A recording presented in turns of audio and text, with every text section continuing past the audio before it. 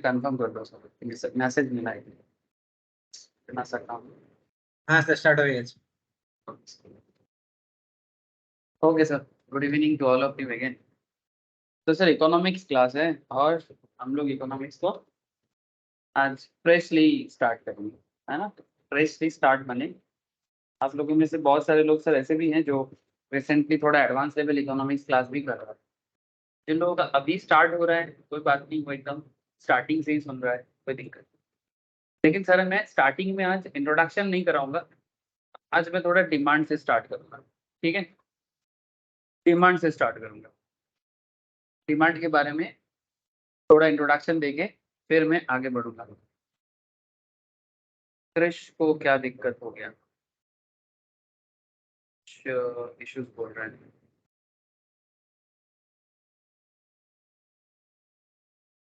एक सेकंड देख लेते हैं क्या इशू है इसका। तुम लोगों को ना एक लाइसेंस इशू करना है, ठीक है। तो फिर ना ये कभी कभी बीच बीच में किसी किसी का थोड़ा इशू होता है ना, वो इशू ठीक हो जाएगा। मुझे याद दिलाना बस एक बार, काफी सारे लोगों को कर दिया, कुछ लोगों को मैंने करना भूल गया, लाइसेंस कर दिया। Okay Krish, good evening. Mansi, good evening Mansi. Good evening, sir. Good evening. Good evening, sir. Yes Krish, good evening Krish. ठीक है चलो सर, तो फिर इकोनॉमिक्स क्लास स्टार्ट कर दी है। तो इकोनॉमिक्स में आज मैं आपको ना इकोनॉमिक्स का एक आइडिया जनरेट करूंगा, क्योंकि एकदम फ्रेश की इकोनॉमिक्स को पढ़ेंगे। तो सबसे पहले ना इकोनॉमिक्स के बारे में एक छोटा सा बात करता हूँ।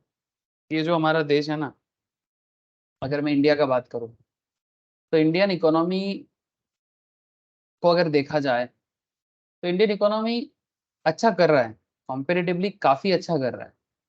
दुनिया भर में इंडियन इकोनॉमी का तारीफ हो रहा है, पॉलिसी का भी तारीफ हो रहा है और उसका इफेक्ट दिख रहा है। सर देखो सर, इतना बड़ा देश है, एक जेन्युइन फैक्ट आपको बताता हूँ। ऐसे तो इकोनॉमिक्स जो है सर, इसमें दो पॉइंट आता है, एक होता है कि माइक्रो इकोनॉमिक्स और एक होता है मैक्रो इकोनॉमिक्स। तो मैं आप लोगों को अभी माइक्रो इकोनॉमिक्स ही पढ़ाऊंगा, ठीक है, जिसमें एक्चुअली आपको मैं डिमांड सप्लाई के बारे में ही बात करूंगा। किसके बारे में बात करूंगा sir? Demand supply related matter में ही डिस्कशंस करूंगा। लेकिन फर्दर डिमांड सप्लाई के अंदर घुस जाए उससे पहले ना थोड़ा सा आपको इकोनॉमी के बारे में, देश की इकोनॉमी के बारे में बता देना चाहिए। क्यों बता देना चाहिए? नहीं तो सर आप लोगों को पता ही नहीं चलेगा ना कि आखिर इकोनॉमिक्स पढ़ने के पीछे का रीजन क्या है।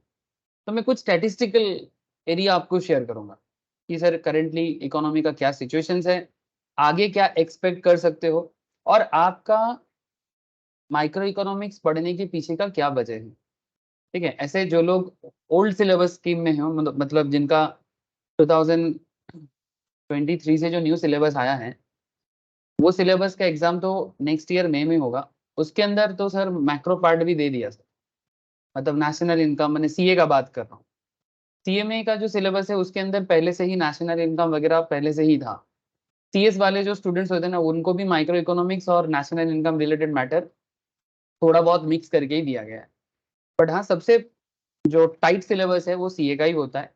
तो सीए के सिलेबस के हिसाब से अगर देखो तो माइक्रो इकोनॉमिक्स में सबसे ज्यादा फोकस किया जाता था, ठीक है। लेकिन इस बार जो न्यू सिलेबस आया है, मतलब जो मई के 24 में एग्जाम देंगे, उनको माइक्रो भी पढ़ना है और साथ में मैक्रो का भी एरिया कवर करना है। जो पहले इंटर लेवल में कवर किया जाता था उसका काफी सारा चीज आप लोगों को यहाँ पर भी दे दिया।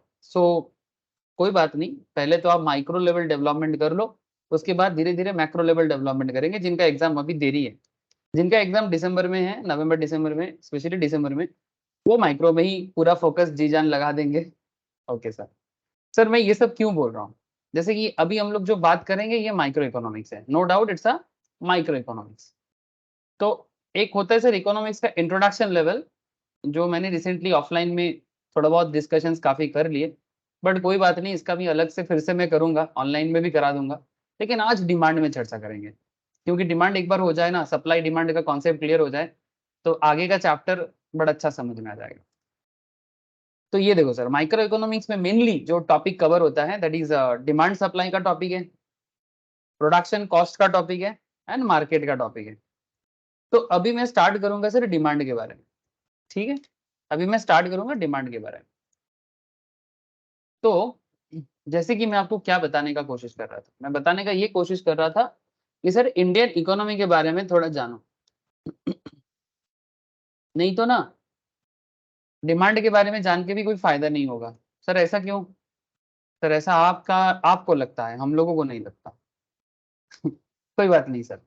तो जैसे अगर मैं इंडियन इकोनॉमी के बारे में आपको बात करूं तो आपको मैं धीरे धीरे स्टैटिस्टिक्स दिखाता रहूंगा, लेकिन एक बात आपको ध्यान में रखना है सर, ये विकिपीडिया से मैंने ले लिया इन्फॉर्मेशन। जहां जहां जरूरत पड़ेगा मैं आपको स्टैटिस्टिक्स शेयर करूंगा, ठीक है। जहां जहां जरूरत पड़ेगा मैं आपको स्टैटिस्टिक्स शेयर करूंगा और उसका मतलब भी बताते रहूंगा। मैंने ऐसे तो पढ़ेंगे माइक्रो, लेकिन बीच बीच में मैक्रो का भी डोज देता रहूंगा, ठीक है। सर क्यों? क्योंकि micro is the pillar of the economics and macro is the छत। छत समझते हो? माने आप ऐसे मानो कि बिल्डिंग, ठीक है, जिसके अंदर फ्लैट, ठीक है, एक बिल्डिंग को खड़ा करने के लिए पिलर चाहिए होता है। Please try to understand. 2-4 pillar बनाओगे तो फिर उसके ऊपर एक फ्लैट बना के हम लोग रहते हैं, है ना। तो माइक्रो इकोनॉमिक्स जो है ना वो पिलर है, जिसके बिना इकोनॉमिक्स खड़ा नहीं रह सकता, जिसके बिना इकोनॉमिक्स स्टैंड नहीं कर सकता। और मैक्रो इकोनॉमिक्स सर वो इकोनॉमी है जो फ्लैट है या बिल्डिंग का स्ट्रक्चर है जिसे हम लोग देख पाते हैं। आम आदमी को सर मैक्रो इकोनॉमिक्स समझ में आता है, माइक्रो समझ नहीं आता। जेन्युइन बात कर रहा हूं। किसी भी कॉमन पीपल को जाके पूछो कि भाई क्या कहना चाहते हो, क्या हालत कैसा है, आम आदमी, ध्यान से सुनना बात को, तो वो सबसे पहले तो अभी बताएगा कि जैसे हमारे यहाँ पर अभी करेंटली टमाटर महंगा है ना सर। हेलो, टमाटर महंगा है कि सस्ता है करेंटली? प्लीज टेल मी। पता है आप लोगों को? हाँ टमाटर महंगा है एकदम सर। मैं तो कुछ दिन पहले भी देखा था 150 टका केजी चल रहा था, 140-150, शायद थोड़ा कम हुआ होगा। मैं बीच में एक हफ्ता नहीं गया, पता नहीं अभी क्या सिनारियो है। टोमेटो प्राइस सर 200 हो गया। 200 हो गया? अरे बाप रे बाप। टोमेटो प्राइस बिग बास्केट 200 हो गया। 160 टका बिग बास्केट बता रहे, दाम और बढ़ गया। तो आम आदमी के लिए ना सर ये प्रोडक्ट का दाम बढ़ना ही इनके लिए चिंता का विषय हो जाता है। सो कहीं ना कहीं ये मैक्रो इकोनॉमिक्स को समझने का कोशिश करता है, यानी वो समझ जाता है कि दाम बढ़ गया है, लेकिन क्यों दाम बढ़ा है, इसके पीछे डिमांड सप्लाई रिलेशन क्या है। अच्छा क्यों दाम बढ़ जाएगा? आप मुझे एक चीज बताओ कि अचानक से टमाटर का दाम क्यों बढ़ गया है? मतलब सरकार ने जानबूझ के बोला कि भाई टमाटर का दाम बढ़ा दो? क्या लगता है आप लोगों को? आम आदमी बताओ सर।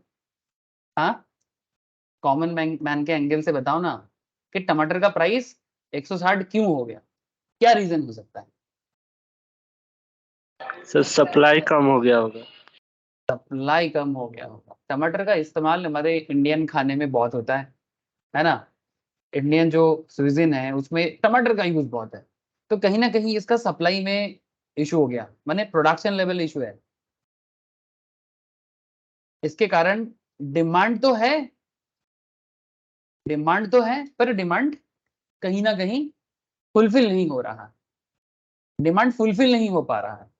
जिस चीज का दाम ठीक ठाक है, जैसे आलू का दाम स्टैंडर्ड चल रहा है, ठीक है, वेराइटीज है, जैसे वेस्ट बंगाल में 2 चलता है, एक ज्योति एक चंद्रमुखी, ठीक है।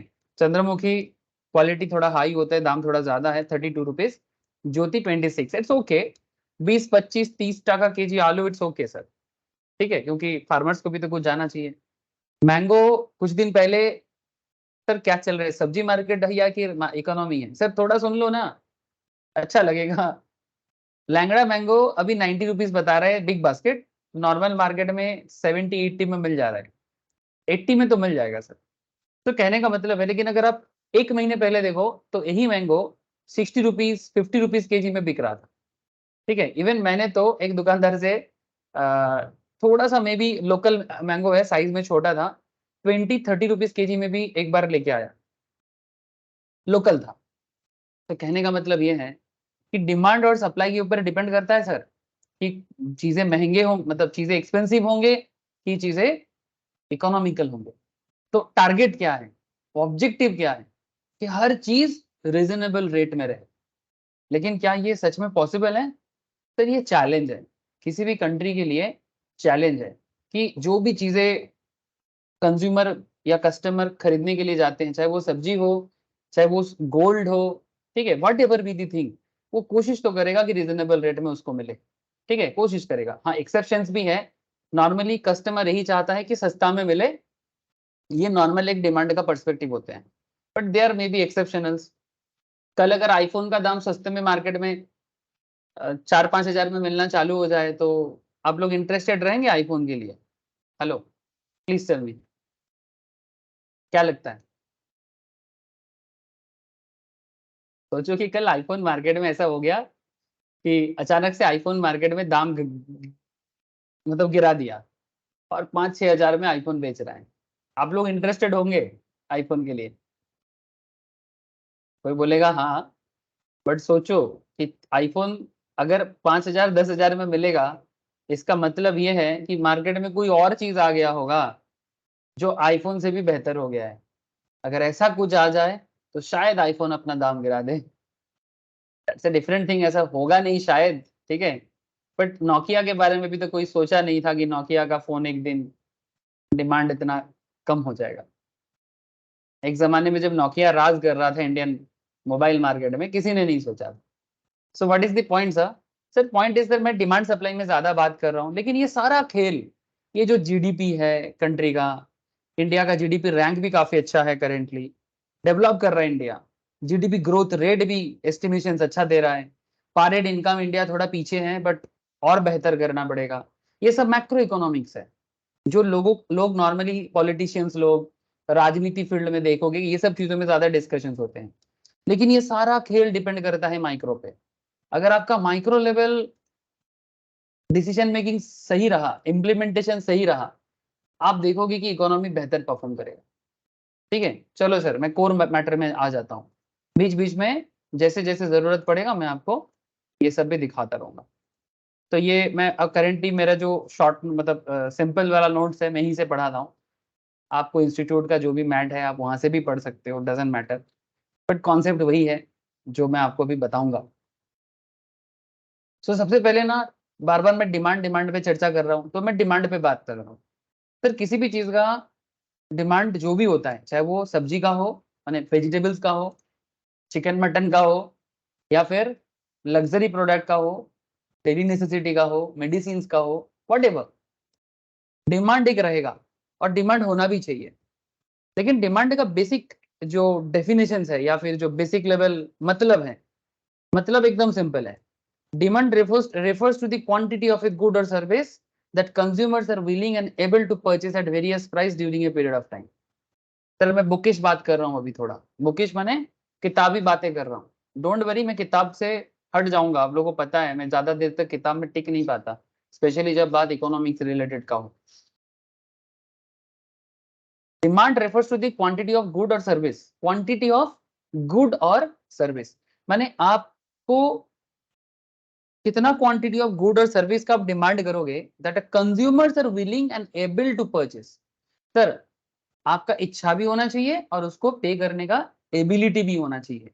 ध्यान देना लैंग्वेज पे, willingness as well as ability, माने इच्छा भी है और आप एबल भी हो उस पर्टिकुलर खर्चा को करने के लिए, चाहे वो गुड्स हो या सर्विस।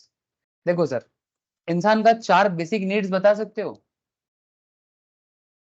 कोई तो बताओ, इंसान का 4 basic needs, human basic needs बताओ। सबको पता है, बोलो। यस। रोटी, कपड़ा, मकान और एजुकेशन। रोटी, कपड़ा, मकान और एजुकेशन। नॉर्मली कहा जाता है एकदम प्योर बेसिक्स जो है, दैट इज अगर मैं इंग्लिश में बोलूं तो फूड, जो ऑलरेडी हिंदी में बता दिया आपने, शेल्टर, क्लोथ, कपड़ा, ठीक है। हमें जीने के लिए खाना चाहिए, रहने के लिए घर चाहिए, पहनने के लिए कपड़ा चाहिए। इसके बाद अगर मैं थोड़ा जरूरत के हिसाब से आगे बढ़ूं तो हमें एडुकेशन चाहिए, है ना, हमें एडुकेशन चाहिए।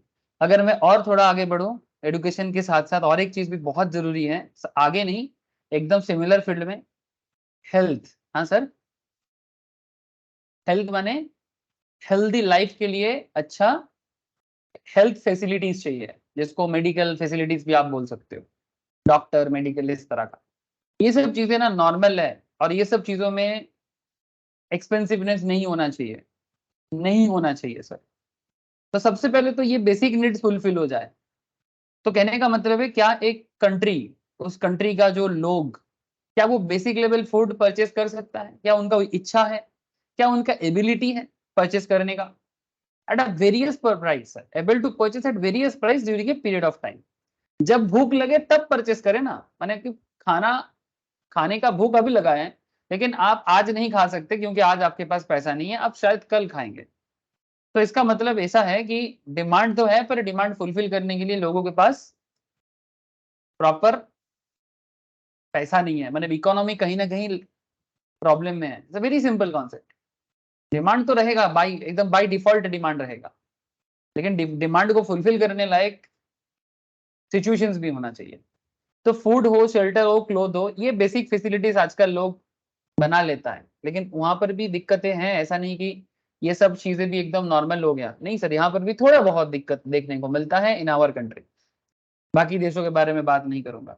एडुकेशन रिलेटेड मैटर में अगर मैं बात करूं, बेसिक एडुकेशन तो सर सबको मिल जाता है अगर वो चाहता है तो। ऐसे तो सर रूल है देश में, कॉन्स्टिट्यूशनल रूल है कि कोई भी माँ बाप अपने बच्चे को अप टू 14 ईयर्स तक, 14 साल तक उसको पढ़ाना पड़ेगा।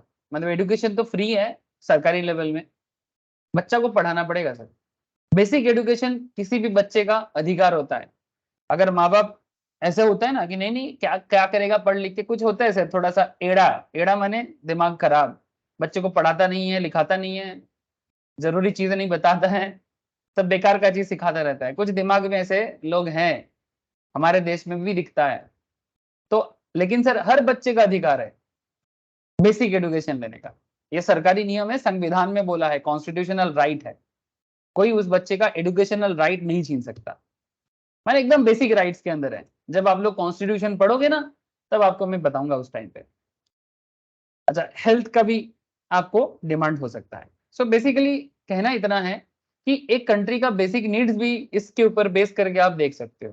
तो बेसिकली अभी अगर अगर मैं इसको कंज्यूमर के एंगल से देखूं, अब ये सारा एंगल देश के एंगल से नहीं, कस्टमर से एंगल से देखो sir.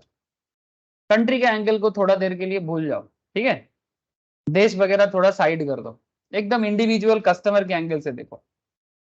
Demand refers to the quantity of a good or service that consumers are willing and able to purchase at a various price during a period of time. During a period of time. अब period of time माने हर चीज का एक समय होता है। मैं बोला ना, जब आपको भूख लगता है तभी खाना अच्छा लगता है। भूख लगा अभी, खाना मिल रहा है 5 घंटा बाद, क्या मतलब है? सीए पढ़ाई का भूख अभी है आपको, तो अभी फुलफिल करो ना, फाउंडेशन क्लियर करो जल्दी जल्दी, माने एज पर दी टाइम, ठीक है, इंटर क्लियर करो timely, articleship period time clear करो, फिर फाइनल क्लियर करो। आपके सामने अगला जो 4 साल 5 साल है, ठीक है, दैट इज योर टाइम। तो सीए क्रैक करने का जो डिमांड आपके मन में है ना, या सीए में क्रैक करने का जो डिमांड आप लोगों के मन में है, या सीएस का जो भी प्रोफेशनल कोर्स आप कर रहे हो, अब अभी करो ना। माने जो टाइम पीरियड आपके, सर्टेन पीरियड ऑफ टाइम, हर चीज का एक टाइम पीरियड होता है। उस टाइम पीरियड के बाद शायद आप चाह के भी नहीं कर सकते, या फिर ऐसा होगा कि आपका विलिंगनेस, शायद आप खर्चा दे सकते हो, आपके पास पैसा होगा पढ़ाई करने का, लेकिन आप विलिंगनेस चला जाएगा आपका। ऐसा हो सकता है क्या? ऐसा होता है। तो जिस चीज के लिए जो टाइम फ्रेम है, उस टाइम फ्रेम के अंदर ही उसका डिमांड होता है, और उस टाइम पे आपका इच्छा माने आपका विलिंगनेस एज वेल एज का एबिलिटी, दोनों चीज एक साथ जब काम करता है तो उसे डिमांड कहते हैं। अब इसको आप अंडरस्टैंड करो, रट्टा लगाओ, जो करना है करो। 5 एलिमेंट्स ऑफ डिमांड जो है इसमें सिंप्लीफाई किया गया है। Desire for a commodity, means to purchase, willingness to pay. Means to purchase माने क्या आप परचेस करना चाहते हो, विलिंगनेस टू पे का मतलब है रेडी टू पे। रेडी टू पे माने क्या है ना, मैंने बंदा खरीदने आया है कोई चीज, साथ में पेमेंट करने के लिए भी इच्छा है कि नहीं इसका, रेडी टू पे। मैंने ऐसा कुछ लोग होते हैं, हाँ हमें तो चाहिए पर पैसा नहीं देना है, ठीक है। मैंने ये भी खराब चीज है सर। अगर आपको चाहिए तो पेमेंट करो, जो भी चाहिए। फ्री में क्या मिलेगा सर? फ्री में अगर ऊपर वाला कुछ तुमको देता है तो सिर्फ वही दे सकता है, सर्वशक्तिमान। समझते हो सर? वही तो है सर्वशक्तिमान, जो भी है आपका, ठीक है। भगवान, अल्लाह, गॉड, तेरो नाम, ठीक है। ईश्वर, अल्लाह, तेरो नाम, वो कर सकता है, ठीक है। बाकी कोई चीज की कोई भी फ्री नहीं दे सकता, ठीक है। तो बेसिकली मैं कहना ये चाहता हूँ कि दुनिया में जो भी चाहिए उसको पाने के लिए क्षमता होना चाहिए। इकोनॉमिक्स है भाई, पैसा का बात होगा। ये जो सब्जेक्ट है ना, ये मनी मेकिंग पेपर है सर, पैसा बनाने का पेपर यही है। सुनने में थोड़ा सा लालची लग रहा होगा, लालची माने ग्रीडी, ठीक है, लेकिन दैट्स ट्रू। एंड लोग माने या ना माने, पैसे के पीछे कम ज्यादा सभी भागते हैं, जेन्युइन संत को छोड़ के। संत माने जो जेन्युइन साधु होते हैं ना, जिनको किसी भी चीज का मोह माया नहीं है, ऐसे लोग भी हैं सर। उनको छोड़ के हर इंसान पैसे के पीछे भागते हैं। जरूरत है सर, पैसा क्या है? जरूरत है। अच्छा, विलिंगनेस टू पे, इसीलिए रेडी टू पे भी होना चाहिए। सर्टेन प्राइस, हर चीज का एक सर्टेन दाम होना चाहिए। सर्टेन दाम माने ऐसा नहीं कि एट ए सिंगल टाइम किसी भी चीज का 2-3 दाम हो जाए, ऐसा नहीं होना चाहिए। मैंने आप एक दुकानदार के पास गए, दुकानदार आपको बोल रहा है भाई 500 का भी है, फिर बोल रहा है नहीं 650 का है, फिर बोल रहा है नहीं 700 का है। अरे भाई ठीक ठाक से बताओ, what is the actual price? तो हर चीज का एक सर्टेन प्राइस होना चाहिए and certain period of time में आप उसका डिमांड करोगे। तो डिमांड के लिए मेन 5 एलिमेंट्स क्या क्या हो गया sir? Dzire for a commodity हो गया, मीन्स टू परचेस हो गया, विलिंगनेस टू पे हो गया, सर्टेन प्राइस हो गया and certain period of time हो गया। याद रखना, जरूरी बात है। तो ये है डिमांड का सिंपल मतलब। अब आपको मैं डिमांड के अंदर लेके जाऊंगा, ध्यान से सुनना, बहुत जल्दी जल्दी बताऊंगा, लेकिन ध्यान से सुनना। अच्छा, जल्दी का ऐसा कोई मेरा जिद नहीं है कि मैं जल्दी करूं, बट अगर आप समझ जाते हो जल्दी तो मैं जल्दी निकल लूंगा। ऐसे तो मैं बोलता हूँ जल्दी बट करता नहीं हूँ, है ना सर? सर आपके बोलने पे और करने में फर्क है सर, कोशिश करता हूँ ठीक करने का। अच्छा देखो, एक बहुत बड़ा सवाल कि सर डिमांड मतलब तो समझ गए। अच्छा, मतलब समझ में आया सबको? मैं पूछा नहीं, एक बार पूछता हूँ, आप लोग जवाब देना। क्या मतलब डिमांड का समझ में आ गया? एनी डाउट किसी को? सर डिमांड नहीं समझ में आया, प्लीज टेल मी। अरे क्लियर है? मानसी, रौनक, साहिल, सोमनाथ, क्रिश, तुषार, बोलो sir. Meaning of demand Yes, clear है? Yes, sir. Clear है। Thank you sir. Yes, sir. Okay sir, okay. अब देखो सर, व्हाट डिटरमाइंस डिमांड, मैंने डिमांड को कौन डिटरमाइन करता है? सर ये सब बात ना मैं आगे आगे बहुत पूछूंगा, मतलब जब हम लोग और भी चैप्टर के एडवांस लेवल में चले जाएंगे ना, पूछता रहूंगा। तब ये मत बोलना कि समझ में नहीं आया था, अभी हाँ बोल रहे हो, ठीक है, याद रखना बात को।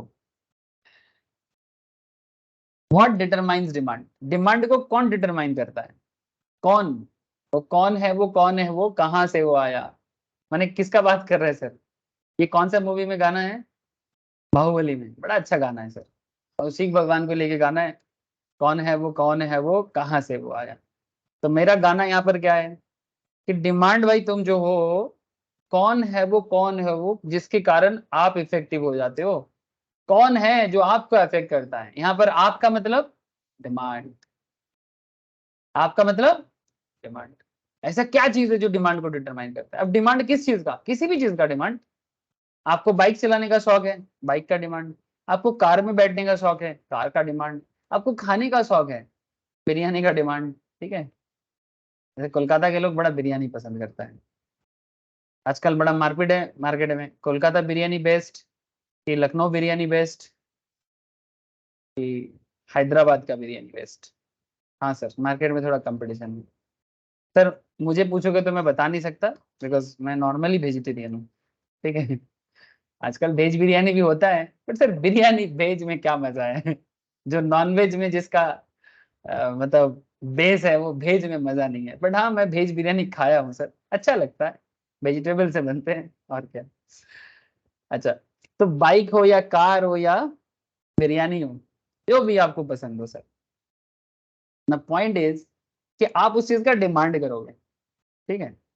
तो डिमांड डिपेंड करता है सबसे ज्यादा प्राइस पे, सबसे ज्यादा प्राइस पे।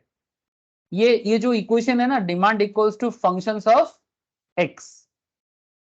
अब एक्स का माने, एक्स के जगह में पी है, पी आर है, वाई है, टी है, ई है, ओ है। कौन है ये लोग? हम बोला ना कौन है, कहां से आया? सर किसी भी चीज का डिमांड करने के लिए किसी को भेजो, भाई मुझे बाइक चाहिए, ठीक है। लास्ट दिन मैं आप लोगों को बाइक के ऊपर पॉलीगोपॉली मार्केट का एग्जाम्पल दिया था, ठीक है। चलो ठीक है, मैं अभी एडवांस लेवल में बात अभी नहीं करूंगा, बहुत हुआ एडवांस बात, अभी थोड़ा सिंपल बात करेंगे। तो पी फॉर प्राइस, किसी भी चीज का दाम उसका डिमांड को डिटरमाइन करता है। कस्टमर टू कस्टमर डिपेंड करता है, no doubt, customer to customer depend करता है। कस्टमर कैसा है ये भी डिपेंड करता है कि उसका बजट क्या है, समथिंग लाइक दैट। तो लेकिन सबसे इंपॉर्टेंट होता है प्राइस। ऐसे जैसे मैं बहुत बार बोलता हूँ आप लोगों को कि जब भी मैं शॉपिंग मॉल में जाता हूँ कोई चीज परचेज करने के लिए, तो मैं सबसे पहले, शॉपिंग मॉल में क्या होता है ना, ऐसे दुकानदार सामने नहीं बैठा होता है, वो ओपनली रहते हैं और हम लोग चेक कर देते हैं। मैं सबसे पहले टैग चेक करता हूँ, प्राइस टैग, कि भाई क्या नहीं ये मेरा औकात का है कि नहीं, सिंपल बात है। अब आप बोलोगे सर औकात का बात ना करो, सर जो है वो है, मानना पड़ेगा। मतलब क्या मेरे बजट के अंदर है या नहीं है? मैं बाजार गया, मानो मेरा बजट है एक 2000 का जीन्स लेने का, और मेरे सामने मानो एक जीन्स है जिसका दाम लिखा हुआ है 13,000। तो भाई जो मेरे बजट में नहीं है, मैं क्यों सोचूं उसके बारे में? नहीं सोचना चाहिए, क्योंकि वो डिमांड के रूल को अगेंस्ट में चले जाते हैं। सिंपल बात है, willingness and able to purchase, दोनों चीज होना चाहिए। औकात का बात करेंगे, भले ही आपको पसंद हो ना हो, औकात आएगा यहाँ पर, ठीक है। ये जो एबल टू परचेस है ना, वो औकात का ही बात करता है, औकात का ही बात करता है। अब सर सुनने में खराब लग रहा है, but that's true, that is true. सबके लिए, सबका अपना अपना औकात है। सर फाइनेंशियल औकात का बात चल रहा है यहाँ पर, ये जो औकात का बात चल रही है फाइनेंशियल औकात, भाई कौन कितना कर सकता है, कौन कितना खरीद सकता है, सच्चाई है, मानना पड़ेगा। P for price, related goods का दाम सबसे ज्यादा, सॉरी रिलेटेड में बाद में आते हैं। जिस चीज को खरीदने जा रहे हो उसका प्राइस, आप उस प्रोडक्ट का डिमांड को सबसे ज्यादा डिटरमाइन करेगा कि आप उसका डिमांड करोगे कि नहीं करोगे। अगर आपके बजट के बाहर है तो डिमांड से भी बाहर हो जाएगा, लेकिन बजट के अंदर है तो डिमांड के अंदर काम करेगा। अच्छा, रिलेटेड गुड्स, पीआर, पीआर माने कौन है सर? बोलो। रिलेटेड गुड्स का price, price of related goods. Related goods माने, जैसे कि आप बाइक में ही बात करें, आप हीरो का बाइक लेने गए थे, हीरो का कोई एक बाइक का नाम मुझे याद नहीं है, आजकल बहुत सारा चलता है, मुझे एग्जैक्टली ब्रांड नहीं पता आजकल। तो मानो आप एक हीरो का बाइक लेने गए और एक तरफ बजाज का भी सिमिलर एक बाइक आपको दिख रहा है, इसका भी दाम 1,20,000 है, बजाज का भी दाम ऑलमोस्ट 1,25,000 या 1,15,000 का है, ठीक है। तो सेम फीचर्स है, सेम गियर फंक्शन लग रहा है, या similar kind of petrol consumption बता रहा है, स्टाइल लुकिंग्स में भी ऑलमोस्ट इक्विवेलेंट लग रहा है। सो अगर आपको लगता है कि हीरो से बजाज का प्रोडक्ट सिमिलर प्राइस में बेहतर है, तो आप शिफ्ट कर सकते हो, है ना। तो रिलेटेड गुड्स का प्राइस भी मैटर करता है कि डिमांड हीरो पे जाएगा कि बजाज पे जाएगा। ये बात ज्यादा उठता है दोनों चीजों में, एक होता है कॉम्प्लीमेंट्री गुड्स और एक होता है सब्स्टिट्यूट गुड्स। मैं समझाता हूँ सर, रिलेटेड गुड्स में दो इंपॉर्टेंट पॉइंट्स है, मैं अभी बात करूंगा सर, थोड़ा सा रुक जाओ। कुछ लोगों ने रिसेंटली ऑफलाइन में ये सब क्लास किए हैं, आई नो, पर कोई बात नहीं, रिवाइज हो जा रहा है सर, मैं फ्रेश भी पढ़ाऊंगा, वेट करो 2 मिनट। कुछ लोगों ने रिसेंटली ऑफलाइन में ये सब डिस्कशंस मेरे साथ करके गया है, आई नो, ऐसा नहीं कि मेरे दिमाग में कुछ नहीं है, सब है सर दिमाग में। बट अभी देखो हम लोग न्यू टॉपिक में भी आ जाएंगे। सर मैं कहना क्या चाहता हूँ, मैं कहना ये चाहता हूँ कि सबसे ज्यादा प्रोडक्ट का डिमांड डिटरमाइन करते हैं उसका प्राइस, लेकिन प्राइस के अलावा भी चीजें हैं जो डिमांड को डिटरमाइन करते हैं, जैसे रिलेटेड गुड्स का प्राइस, ठीक है। रिलेटेड गुड दो तरह का होता है, एक होता है कॉम्प्लीमेंट्री और एक होता है सब्स्टिट्यूट। जैसे मैंने बाइक में बात कर रहा था, बाइक में कॉम्प्लीमेंट सब्स्टिट्यूट क्या हो सकता है, जैसे मैं आपको बोला कि आप हीरो का बाइक भी ले सकते हो, बजाज भी ले सकते हो। अच्छा, अगर आपको ये दोनों ब्रांड पसंद नहीं है तो मैं ब्रांड चेंज कर देता हूँ, आप रॉयल एनफील्ड भी ले सकते हो और उसका सब्स्टिट्यूट क्या है, हार्ले डेविडसन। ये और महंगा है सर, बट मैंने लास्ट दिन आपको बताया था ना कि हार्ले डेविडसन इंडियन वर्जन लाएगा similar to Royal Enfield budget में। ऐसा हीरो के साथ हार्ले डेविडसन का टाई अप हुआ है, मार्जर हुआ है, तो रॉयल एनफील्ड को कंपटीशन मिलेगा। तो अगर कल मार्केट में, सुनो सर बात को ध्यान से देखो, मार्केट में अगर रिलेटेड गुड्स का दाम सिमिलर काइंड ऑफ है, फीचर्स भी ऑलमोस्ट सेम है, तो काफी लोग रॉयल एनफील्ड छोड़ के हार्ले डेविडसन में शिफ्ट हो सकता है। हार्ले डेविडसन में शिफ्ट हो सकता है कि नहीं हो सकता, मुझे प्लीज बताओ सर। अरे हो सकता है कि नहीं हो सकता? Harley Davidson versus royal Enfield, मैं थोड़ा इमेज का कंपेयर करूंगा कि किसको देखने में ज्यादा अच्छा लगता है, कौन सा हार्ले है और कौन सा, व्हिच वन सर। ये देखो एक इमेज मेरे सामने है, this one is royal Enfield और ये है आपका हार्ले डेविडसन। ऐसे इस तरह से कंपेयर नहीं किया जा सकता, बट फिर भी जस्ट मैं एक दिखा रहा हूँ आपको। तो नो डाउट सर हार्ले का लुकिंग्स कुछ और ही बेहतर लग रहा है, बट रॉयल एनफील्ड में भी अच्छा अच्छा बाइक आया है सर, मैं ये नहीं बोलूंगा कि नहीं है। ये देखो sir, market capitalization Eicher Motor and Harley Davidson, ठीक है, किसका क्या है, सब बहुत सारा डिटेल्स है, बट अभी छोड़ो, ये सब इकोनॉमिक डिटेल्स है, रियल लाइफ प्रैक्टिकल लेवल। तो मैं कहना ये चाहता हूं कि अगर मार्केट में कॉम्पिटिटर है, रिलेटेड गुड्स है, उसका दाम इफेक्ट करता है डिमांड में, और करेगा ही करेगा, करेगा ही करेगा। तो ये सब इकोनॉमिक लेवल में पहले से सोच लेना चाहिए। जो कंपनी या जो बिजनेस ये सोच लेता है वो कस्टमर ओरिएंटेड डिसीजन ले सकता है, और जो कस्टमर अपने हिसाब से सोचता है वो तो सोचेगा ही, क्योंकि कस्टमर के लिए ही डिमांड है। डिमांड किसके पॉइंट ऑफ व्यू से है, कस्टमर के पॉइंट ऑफ व्यू से। डिमांड जो है वो किसका बात करता है, कस्टमर का बात करता है, कस्टमर का मन का बात है, कस्टमर का मन का बात है सर, दिल का बात है। कस्टमर जब मार्केट में जाते हैं वो इसी तरह से सोचते हैं, चाहे कस्टमर मैं हूं या आप या कोई और, कस्टमर शाहरुख खान हो या सलमान खान, कस्टमर सचिन हो या धोनी या विराट कोहली हो या रोहित शर्मा, कस्टमर मेरे आप जैसे आम आदमी हो या स्पेशल बंदा, कस्टमर तो कस्टमर होता है। कस्टमर को पॉकेट से ना नापो सर, कस्टमर को कभी पैसा से नहीं मेजर नहीं करना चाहिए, सबका अपना अपना डिमांड है, सबका अपना अपना डिमांड। आप हम जैसे लोगों को, मिडिल क्लास लोगों को मार्केट में एक स्पेशल घर बनाना है अपने हैसियत के हिसाब से। शाहरुख खान लोग सोचते कि भाई उनको दुबई में घर बनाना है, पाम बीच में, ठीक है, किसी को लंदन में घर लेना है, किसी को आइलैंड खरीदना है, सब अपने अपने सोचते हैं, डिमांड अपने अपने हिसाब से होते हैं। तो demand equals to functions of PR, PR माने प्राइस ऑफ रिलेटेड कमोडिटी या गुड्स, ठीक है। अच्छा वाई माने, मैं बोला ना income, Y for income sir, Y for income of the household या इनकम ऑफ द पर्सन भी हो सकता है, कि ये औकात का बात करता है सर, कि भाई पैसा है कि नहीं पॉकेट में। उसके ऊपर सबसे ये भी इंपॉर्टेंट है, पैसा हो तो डिमांड इफेक्ट करता है। टी, टी फॉर क्या है, T for taste and preference, T for taste and preference. अगर आपको पसंद होता है ना तो आप थोड़ा सा दाम के बारे में कम सोचते हो, है ना, आप फिर भी दाम सोचते हो, ऐसा नहीं कि पसंद है तो कुछ भी उठा लोगे। माने मानो कि पॉकेट में बैंक में पड़ा हुआ है किसी का 1 लाख का बैलेंस, ठीक है, मार्केट में गया और उठा लिया 1.5 लाख का प्रोडक्ट, ऐसा करेगा तो रास्ते में आ जाएगा। 1 लाख बैंक बैलेंस पड़ा हुआ है और दुकान में जाके 1.5 लाख का प्रोडक्ट पसंद कर रहा है तो टेस्ट प्रेफरेंस के चक्कर में कोई अगर बोलेगा भाई मुझे जो पसंद आ जाता है ना वो मैं लेके ही छोड़ता हूँ, बट ये बात अच्छा लगता है जब पॉकेट में वो जिद दिखाने का औकात हो। नहीं सीरियसली, दैट्स ट्रू। अगर आपके पॉकेट में 1 लाख है, अगर आप एक 20,000 का प्रोडक्ट के पीछे ऐसा बात करते हो या 10,000 के प्रोडक्ट के पीछे बोलते हो ना कि मुझे जो पसंद आता है वो मैं लेके छोड़ता हूँ, ये बात शोभा देता है। शोभा देता है माने ये बात का कुछ लॉजिकल कॉन्सेप्ट है। बट आपके पॉकेट में है 1 लाख, प्रोडक्ट पसंद कर ले 1.5 लाख, ऑब्वियस बात है कि शोभा नहीं देगा, ठीक है औकात बार बार बात कर रहा हूं, ऐसे बोलना नहीं चाहिए। तो इसके ऊपर आप लोग, एक बड़ा फेमस हिंदी पोएट है, आप लोग नाम सुने होंगे, अमिताभ बच्चन जी का पापा, पढ़े हैं कभी उनका कविता, हरिवंश राय बच्चन जी, पढ़े कभी?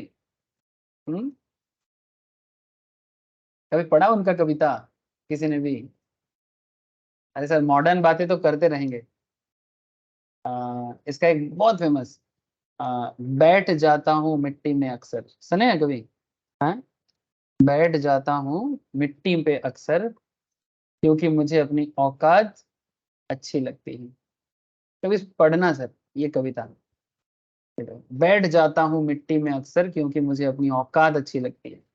मैंने समंदर से सीखा है जीने का सलीका, चुपचाप से बहना और अपनी मौज में रहना। ऐसा नहीं है कि मुझ में कोई ऐब नहीं है, पर सच कहता हूँ मुझ में कोई फरेब नहीं है। उर्दू वर्ड है, मैं अभी मतलब नहीं समझाऊंगा।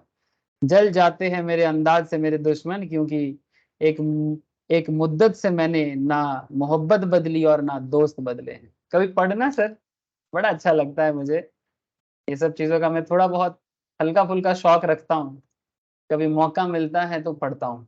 हिंदी कविता भी पढ़ता हूँ, बंगाली कविता भी पढ़ता हूँ, इंग्लिश कम पढ़ता हूँ सर। जो नहीं पढ़ता हूँ मैं क्यों बोलूँ, जो भी हो। कहना क्या चाहते हो सर? कुछ नहीं, औकात का एक पोएट्री याद आ गया था, बता दी। जिसको हिंदी कविता का शौक है वो पढ़ सकते हैं, हिंदी उर्दू कविता का। अच्छा तो कहना क्या चाह रहे थे? Income of the house hold, income of the house hold, ठीक है। Income of the house hold, आपका इनकम आपका डिमांड को इफेक्ट करेगा, करेगा ही करेगा, 100% करेगा। अब इसके डिटेल्स में आता हूँ सर, डिटेल्स में आता हूँ।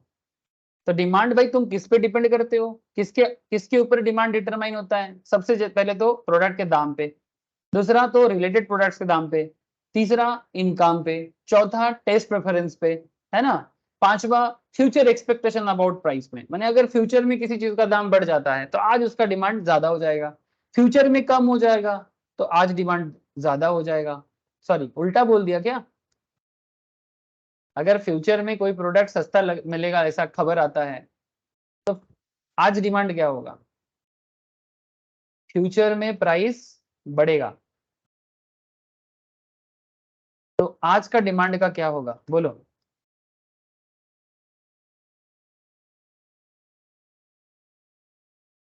बढ़ जाएगा। फ्यूचर में प्राइस बढ़ जाएगा तो आज डिमांड इंक्रीज कर जाएगा। Thank you sir. और फ्यूचर में अगर प्राइस गिर जाएगा तो आज का डिमांड डिक्रीज हो जाएगा। डिक्रीज हो जाएगा। तो आई होप ये समझ में आ रहा है कि अगर आपको खबर मिलता है कि फ्यूचर में क्या हो सकता है तो उसके ऊपर भी डिमांड डिटरमाइन होता है। अदर फैक्टर्स ये भी है, size of the population, composition of the population, distribution of income, other factor बहुत सारे और भी चीजें हैं। जैसे दुनिया के सामने इंडिया एक बहुत बड़ा बाजार है, India is a big market. कोई इंडिया को ना हल्का से नहीं लेता है सर, इसलिए क्यों? बिकॉज ये बिग मार्केट है। दुनिया में कोई भी चीज बनाए ना वो इंडियन मार्केट के बारे में जरूर सोचता है, चाहे वो गूगल हो, माइक्रोसॉफ्ट हो, इवन आईफोन भी काफी दिनों से सोच रहा था, लेकिन रिसेंटली आईफोन ने अपना दो एकदम एक्सक्लूसिव स्टोर इंडिया में लॉन्च किया। One is in Mumbai, another is in Bangalore.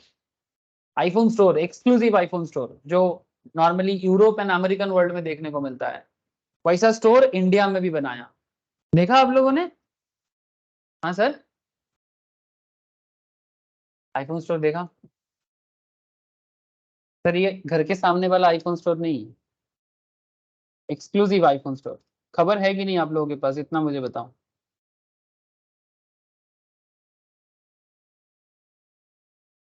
हाँ सर। ये इसको क्या क्या क्या नाम से लिखना चाहिए, आईफोन स्टोर या आईफोन एक्सक्लूसिव स्टोर? क्या लिखने से आएगा? अरे क्या देखने में बना है सर, मुंबई वाला जो बना है ना, गजब का है। हाँ ऐसा वाला बड़ा सुंदर सा एक स्टोर बनाया है, देखने में गजब है। ऐसा स्टोर इंडिया में पहले कभी आईफोन ने नहीं सोचा था, ठीक है। तो आईफोन ने कभी ऐसा नहीं सोचा था, लेकिन इंडिया का इनकम स्ट्रक्चर धीरे धीरे बदलने लगा। दिल्ली में भी शायद एक बना है, ठीक है, दिल्ली में भी शायद एक बना है। तो ये क्या क्यों है ऐसे, मतलब अचानक से आईफोन क्यों अपना स्टोर बनाए हैं सर इंडिया में? पहले कभी नहीं था, पहले जस्ट एक छोटा मोटा स्टोर के थ्रू से फ्रेंचाइज मॉडल में बेचता था, डीलरशिप मॉडल। ऐसा क्या हो गया कि एक्सक्लूसिव आईफोन स्टोर बनाया? क्योंकि मुंबई में ऑब्वियसली इंडिया का रिचेस्ट लोग रहते हैं, है ना, सबसे ज्यादा लोग, इंडिया का जो रिचेस्ट पॉपुलेशन का परसेंटेज है, ठीक है, वो मुंबई में बहुत है। दिल्ली में भी रिच लोग काफी रहते हैं। बैंगलोर तो सब अभी सबसे ग्रोइंग है, सबसे ग्रोइंग, ठीक है। तो जहाँ रिच लोग ज्यादा होंगे वहां पर आईफोन एक्सक्लूसिव स्टोर में जो मिनिमम परचेज अमाउंट, मिनिमम वहां पर स्टोर में कोई एक बार एंट्री करेगा कम से कम 1 लाख का खर्चा करेगा। बात को समझे, मिनिमम 1 लाख का खर्चा करेगा ऐसा स्टोर में एंटर करने के बाद। So it's a very simple concept, जहां पर एक बार एक कस्टमर एंटर करे और 1 लाख का खर्चा करे, बहुत उस एरिया का लोगों का कम से कम इनकम कितना होना चाहिए? करोड़ों में खेलेगा सर, ऐसा लोगों का संख्या ज्यादा होना चाहिए, है ना, 50 लाख के ऊपर का इनकम तो होना ही चाहिए एनुअल। कम से कम 50 लाख अब इनकम होगा, तब जाके कोई पर्टिकुलर सिटी में आईफोन का एक्सक्लूसिव स्टोर बन सकता है। नंबर ऑफ रिच पर्सन जहां ज्यादा है, इसको बोलते हैं ultra high net worth individual, या फिर आप बोलो HNI, ठीक है, इसका भी एक स्पेशल डिस्कशन करूंगा कभी आपके साथ। High net worth individuals, India में इसका परसेंटेज डे बाई डे बढ़ रहा है, और वही कारण है कि आईफोन ने देखा कि भाई डिमांड हो रहा है तो हम भी आएंगे सप्लाई करने के लिए। इसीलिए composition of population, size of the population, सारा चीज मैटर करता है, सारा चीज मैटर करता है डिमांड को डिटरमाइन करने में। सर आशा करता हूं कि आपको ये जो इक्वेशन है ये समझ में आ गया होगा कि demand equals to functions of PRYTEO। अब कोई बोलेगा सर अदर फैक्टर तो मैंने आपको बता दिए, है ना, समझ में आया? इक्वेशन समझ में आएगी नहीं, प्लीज इतना बता दो, इक्वेशन क्लियर है सबको? इक्वेशन का मतलब क्लियर है? तो डिमांड किसी भी चीज का किसके ऊपर डिपेंड करता है? प्रोडक्ट के प्राइस पे डिपेंड करता है, रिलेटेड गुड्स के दाम पे डिपेंड करता है, क्योंकि उनके बीच में कंपटीशन है, इनकम पे डिपेंड करता है, टेस्ट पे डिपेंड करता है, मैंने पसंद आ गया तो डिमांड हो जाएगा, फ्यूचर में उसका दाम क्या होगा उस पर डिपेंड करता है, और अदर फैक्टर्स में भी डिपेंड करता है। It's clear? Please tell me. अरे जरा बताओ ना, चुप क्यों हो? हाँ सर। चलो ठीक है सर। अब मैं कुछ स्पेसिफिक बात भी फटाफट कर लेता हूँ, सुन लो सर, 5 से 10 मिनट लूंगा, ज्यादा समय नहीं लूंगा। Price of the commodity, price of the commodity, इसको सेट्रिस पेरिवस के अंदर भी कहा जाता है। क्या है कि सेट्रिस पेरिवस माने अदर थिंग्स बीइंग इक्वल, सेट्रिस पेरिवस ऐसे लैटिन फ्रेज, ये आपको बीच बीच में देखने को मिलेगा। सेट्रिस पेरिवस, अदर थिंग्स बीइंग इक्वल, इस वर्ड का लैटिन फ्रेज है सेट्रिस पेरिवस। जब बाकी चीजों को कांस्टेंट करके, अब आपके मन में चल रहा है सर बाकी चीज क्या कांस्टेंट? सर आपको अभी मैंने बताया कि demand equals to functions of PRYTE&O। इसमें अगर आप बाकी चीजों को कांस्टेंट रख देते हो, फ्रीज कर देते हो, और सिर्फ प्राइस को लेके डिमांड डिटरमाइन करते हो, प्राइस को लेके डिमांड डिटरमाइन माने किसी प्रोडक्ट का प्राइस इंक्रीज करेगा तो उसका डिमांड क्या हो जाएगा? डिक्रीज करेगा। किसी प्रोडक्ट का प्राइस डिक्रीज करेगा तो उसका डिमांड इंक्रीज करेगा। It's a very basic concept.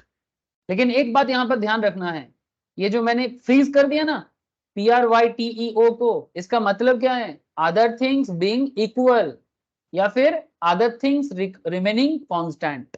माने जब प्राइस को लेके बात करें तो प्राइस को खुला छोड़ दो भाई, इसको इसको ओपन रहने, इसको फ्री रहने दो, कीप इट फ्री, बाकी को कांस्टेंट रखो। क्यों कांस्टेंट रखना है? क्योंकि आपका डिटर्मिनेशन क्राइटेरिया सिर्फ और सिर्फ प्राइस पे टिका हुआ है। ऐसा डिमांड का कॉन्सेप्ट सबसे ज्यादा देखने को मिलता है, सबसे ज्यादा देखने को मिलता है। मैं आईफोन से बात कर रहा था आपके साथ, अभी रिसेंटली आईफोन का कौन सा मॉडल चल रहा है और उसका क्या दाम चल रहा है सर, प्लीज जल्दी बताओ, मुझे उतना आइडिया नहीं है। आईफोन का लेटेस्ट कौन सा मॉडल है और उसका क्या दाम है? आईफोन 14 या 17 क्या है? अरे कुछ तो कहो सर आप। 14 एंड 14 प्रो मुझे दिख रहा है यहाँ पर, क्या दाम है सर? 14 प्रो का 1,30,000। अराउंड आ जाता है। हाँ बोलो कतो 130 या 140 के अराउंड आ जाता है। 140 130 के अराउंड आएगा। मुझे साइड में दिख रहा है सर 1,30,000 अराउंड दिख रहा है। अच्छा, अचानक से अगर जो लोग आईफोन का खरीदने का सोच रहा है, ठीक है, उनको अगर ऑफर प्राइस मिल जाता है कि आईफोन 14 प्रो 1 लाख में मिलेगा, what do you think, demand increase करेगा कि डिक्रीज करेगा? इंक्रीज करेगा। सिंपल बात है। लेकिन जब हम लोग प्राइस को लेके बात कर रहे हैं तो बाकी चीजों को कांस्टेंट रखना है। जैसे अब आईफोन का कोई कॉम्पिटिटर है सर? आईफोन का कोई कॉम्पिटिटिंग ब्रांड सैमसंग के अंदर या फिर वन प्लस के अंदर सिमिलर प्राइस रेंज में? सैमसंग का हाईएस्ट दाम क्या है? नोटबुक, हाँ, या फिर गूगल में है सर एक पिक्सल, हाँ, गूगल पिक्सल भी तो अच्छा फोन में आता है, मैं जितना सुना हूं। तो what is the point sir, जब आप आईफोन को लेके सोच रहे हो तो सैमसंग का कोई फोन आपके दिमाग में चल रहा है, रिलेटेड गुड्स का प्राइस, वन प्लस का या फिर गूगल पिक्सल का, ठीक है, जो थोड़ा सा लग्जरी ब्रांड में आता है, मैंने थोड़ा सा हायर रेंज में आता है, उनको कांस्टेंट रखना है। मैंने आप इनके बारे में नहीं सोचेंगे सर, आपका पूरा फोकस आईफोन में रहेगा और आईफोन के प्राइस में रहेगा। 1,30,000 का दाम, अचानक से अमेजन में ऑफर प्राइस है 1 लाख, जो सोच रहे थे वो पटाख से जाके लपक लेंगे। क्या करेंगे सर? जब अभी अभी अगस्त आ रहा है ना, फ्रीडम सेल आएगा सर, देखना जगह जगह में आपको 26 जनवरी और 15 अगस्त के टाइम पे ना फ्रीडम सेल देखने को मिलता है। काफी प्राइस ड्रॉप होता है इस टाइम पे, एक सेल सीजन चालू होगा, तो बहुत सारे साइड में ऑफलाइन में भी दुकानों में आप देखोगे इस तरह का ऑफर प्राइस करके डिमांड को बूस्ट किया जाता है, ठीक है, 5-10 हजार में प्राइस को इधर उधर करके, ठीक है, depending on the product demand को बूस्ट करते हैं। तो इसके पीछे एकदम साइकोलॉजी काम करते हैं और बस यही साइकोलॉजी काम करते हैं। Other things being equal, demand of a commodity is inversely related to its price because when price increase, demand decrease. जब प्राइस बढ़ेगा डिमांड डिक्रीज करेगा, जब प्राइस इंक्रीज करेगा डिमांड डिक्रीज करेगा, एंड वाइस वर्सा, माने जब प्राइस डिक्रीज करेगा demand increase करेगा। आपको ऑलरेडी मैंने आईफोन से समझा दिया, आपके दिमाग में चला गया, मैं ज्यादा बात नहीं करूंगा। बस एक बात का ध्यान रखना, जब प्राइस को लेके बात करेंगे तो बाकी चीजों को कांस्टेंट कर देना। अब आपके मन में चल रहा होगा ऐसा क्यों, कोई मुझे बता सकते हो ऐसा क्यों?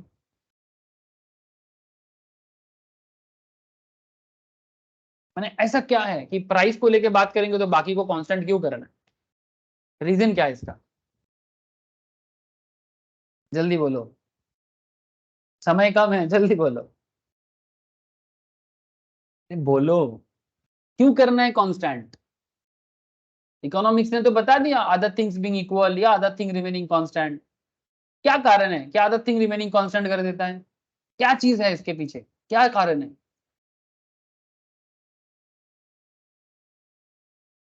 Any idea? Anyone? No idea sir, try करो। तुषार, सोमनाथ, साहिल, कोई तो बताओ, Mansi, Krish, I am asking everybody, Raunak, बोलो।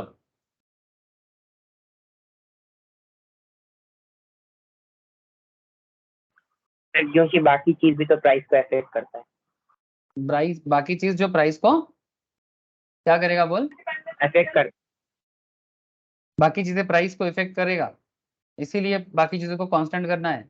प्राइस को इफेक्ट करेगा कि डिमांड को इफेक्ट करेगा?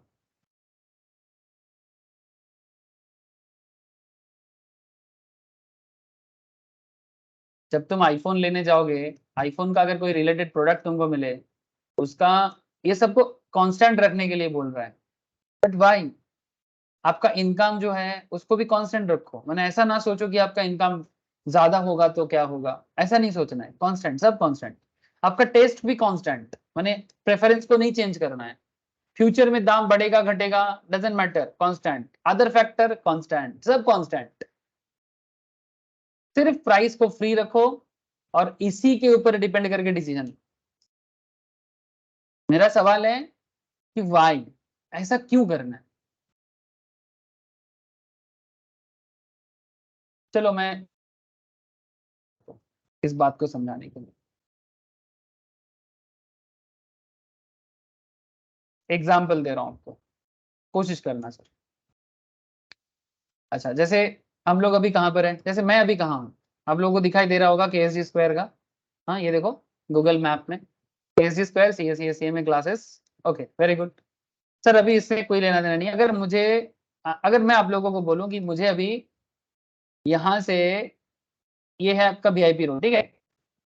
अगर मैं आपको बोलूं कि मुझे यहाँ से उल्टा डांगा जाना है, कहाँ जाना है सर? उल्टा डांगा जाना है। उल्टा डांगा मैंने नियरेस्ट एक स्टेशन है ना, मैंने आप लोगों को पता है विधान नगर स्टेशन है, जंक्शन पॉइंट है जो आपका इधर पड़ता है, ये इधर पड़ता है यहाँ पर। तो अगर मैं आपको बोलता हूँ कि सर हमें यहाँ से यहाँ जाना है, तो क्या भाड़ा पड़ जाएगा? कितना भाड़ा पड़ेगा मेरा?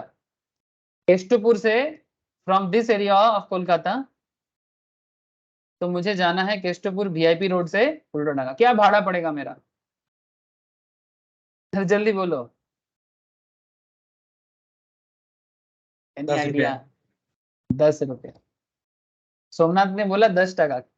सोमनाथ किसका भाड़ा बोला? किस ट्रांसपोर्टिंग का भाड़ा बोला? बस का। बोल। बस का। क्या सोमनाथ, तुमने क्यों ऐसे कैसे डिसाइड कर लिया कि मैं बस में ही जाने वाला हूँ? मैं कैब में भी तो जा सकता हूँ, मैं ऑटो में भी जा सकता हूँ, मैं रिक्शा करके भी, मतलब साइकिल रिक्शा करके भी जा सकता हूँ, टोटो वगैरह करके, या फिर मैं वॉकिंग करके भी जा सकता हूँ फ्रीली। 5 किलोमीटर डिस्टेंस है, if I want I can walk. इतना भी बड़ी बात नहीं है 5 किलोमीटर वॉक करना। किसने बोला कि मैं ये सब नहीं करूंगा? सर कोई नहीं बोला। सही है, ठीक है, आपने सही जवाब दिया। सर अगर मैं कैब में जाता तो वही डिस्टेंस जाने को मेरा खर्चा पड़ जाता 150 टका, ऑटो करने से मेरा खर्चा पड़ जाता 20 रुपए से 25 टका, 20 से 25 टका। टोटो में मेरा खर्चा थोड़ा और ज्यादा पड़ सकता है, मे बी 50 रुपीज। अगर मैं वॉकिंग करके जाता तो मेरा खर्चा पड़ जाता फ्री, खर्चा कुछ नहीं पड़ता। Now the question is that, sir जब आपको मैंने पूछा कि भाई केष्टपुर VIP रोड से मुझे उल्टा डांगा जाना है, विधान नगर स्टेशन जाना है जो नियरेस्ट रेल स्टेशन है, तो आपने मुझे बोला कि 10 टका भाड़ा है, और आपने क्या किया, बाकी सब चीजों को कांस्टेंट कर दिया। किया कि नहीं किया बोलो? माने आपके पास जितना आदर्स अवेलेबल कॉन्सेप्ट था वो सभी चीजों को आपने कांस्टेंट कर दिया। यस और नो?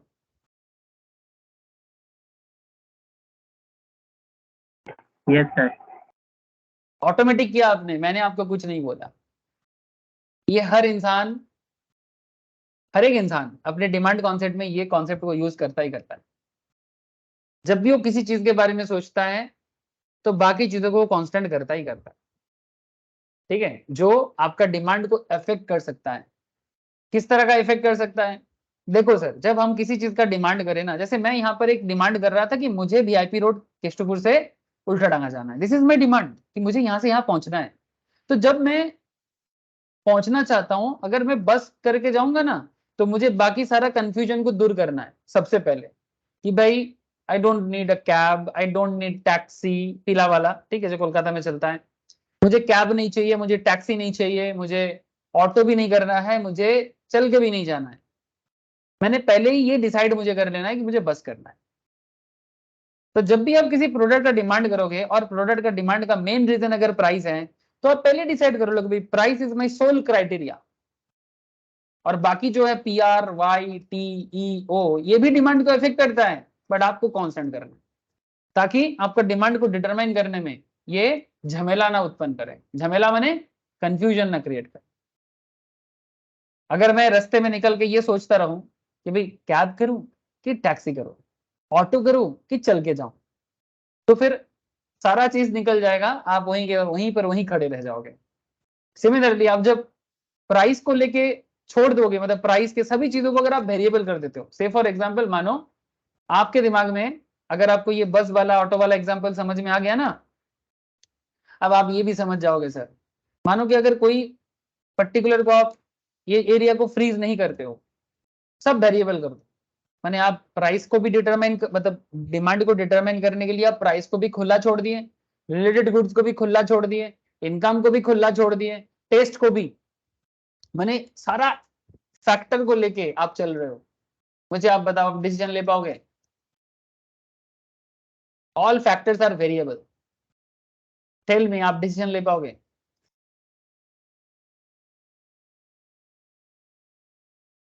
हर चीज वेरिएबल है। माने आप सोच रहे हो कि भाई प्राइस कम ज्यादा भी हो सकता है, कमेगा तो मैं ले लूंगा। आप ये भी सोच रहे हो कि अच्छा ठीक है, अगर दूसरा प्रोडक्ट का दाम कम हो जाए तो वो देख लेते हैं। अच्छा अब ये भी सोच रहे हो अच्छा मेरा इनकम अगर बढ़ जाए तो फिर मैं ज्यादा ले लूंगा। सब चीज में आपको एक अगर मगर करना, मुझे पसंद भी है, ठीक है। आप टेस्ट के बारे में भी सोच रहे हो, माने आप हर चीज को वैरी कर रहे हो। सर ऐसा नहीं होता है, ये मैं आपको जेन्युइन एग्जांपल दे रहा हूँ, ऐसा नहीं हो पाता है। आपको किसी को तो थोड़ा कॉम्प्रोमाइज करना पड़ेगा। अगर टेस्ट को लेना है, ये भी हो सकता है, ऐसा नहीं कि डिमांड को डिटरमाइन करने के लिए आप प्राइस को कांस्टेंट नहीं करते, प्राइस को कांस्टेंट करके बाकियों को भी वेरिएबल करके डिसीजन लिया जाता है, उसके बारे में मैं आगे आगे चर्चा करूंगा। That is also a concept of demand, कि जब एक सिचुएशन ऐसे भी आ सकता है जब प्राइस को कांस्टेंट करना है, बाकी कॉन्सेप्ट को वेरिएबल कर देना है, वो सिचुएशंस भी आता है। बट फिलहाल जब आपको मैं डिमांड समझा रहा हूं, तो बेसिक कॉन्सेप्ट जो है और सबसे रेगुलर कॉन्सेप्ट जो है वो यही है कि बाकियों को कांस्टेंट करो और प्राइस को वेरिएबल करो। और उसमें other things being equal, demand for a commodity is inversely related to its price, because when price increases demand decreases, and when price decreases demand increases। अब आपको मैं एक चीज लेके जाता हूं, लॉ ऑफ डिमांड का डेफिनेशंस पढ़ो, लॉ ऑफ डिमांड का डेफिनेशंस पढ़ो sir. Law of demand states that, ये बहुत पॉपुलर क्वेश्चन है, law of demand. Law of demand क्या बताता है? States other things being equal, वही बात जो मैं अभी कर रहा था। There is an inverse relationship between price and demand. Inverse relation माने उल्टा। उल्टा कैसे?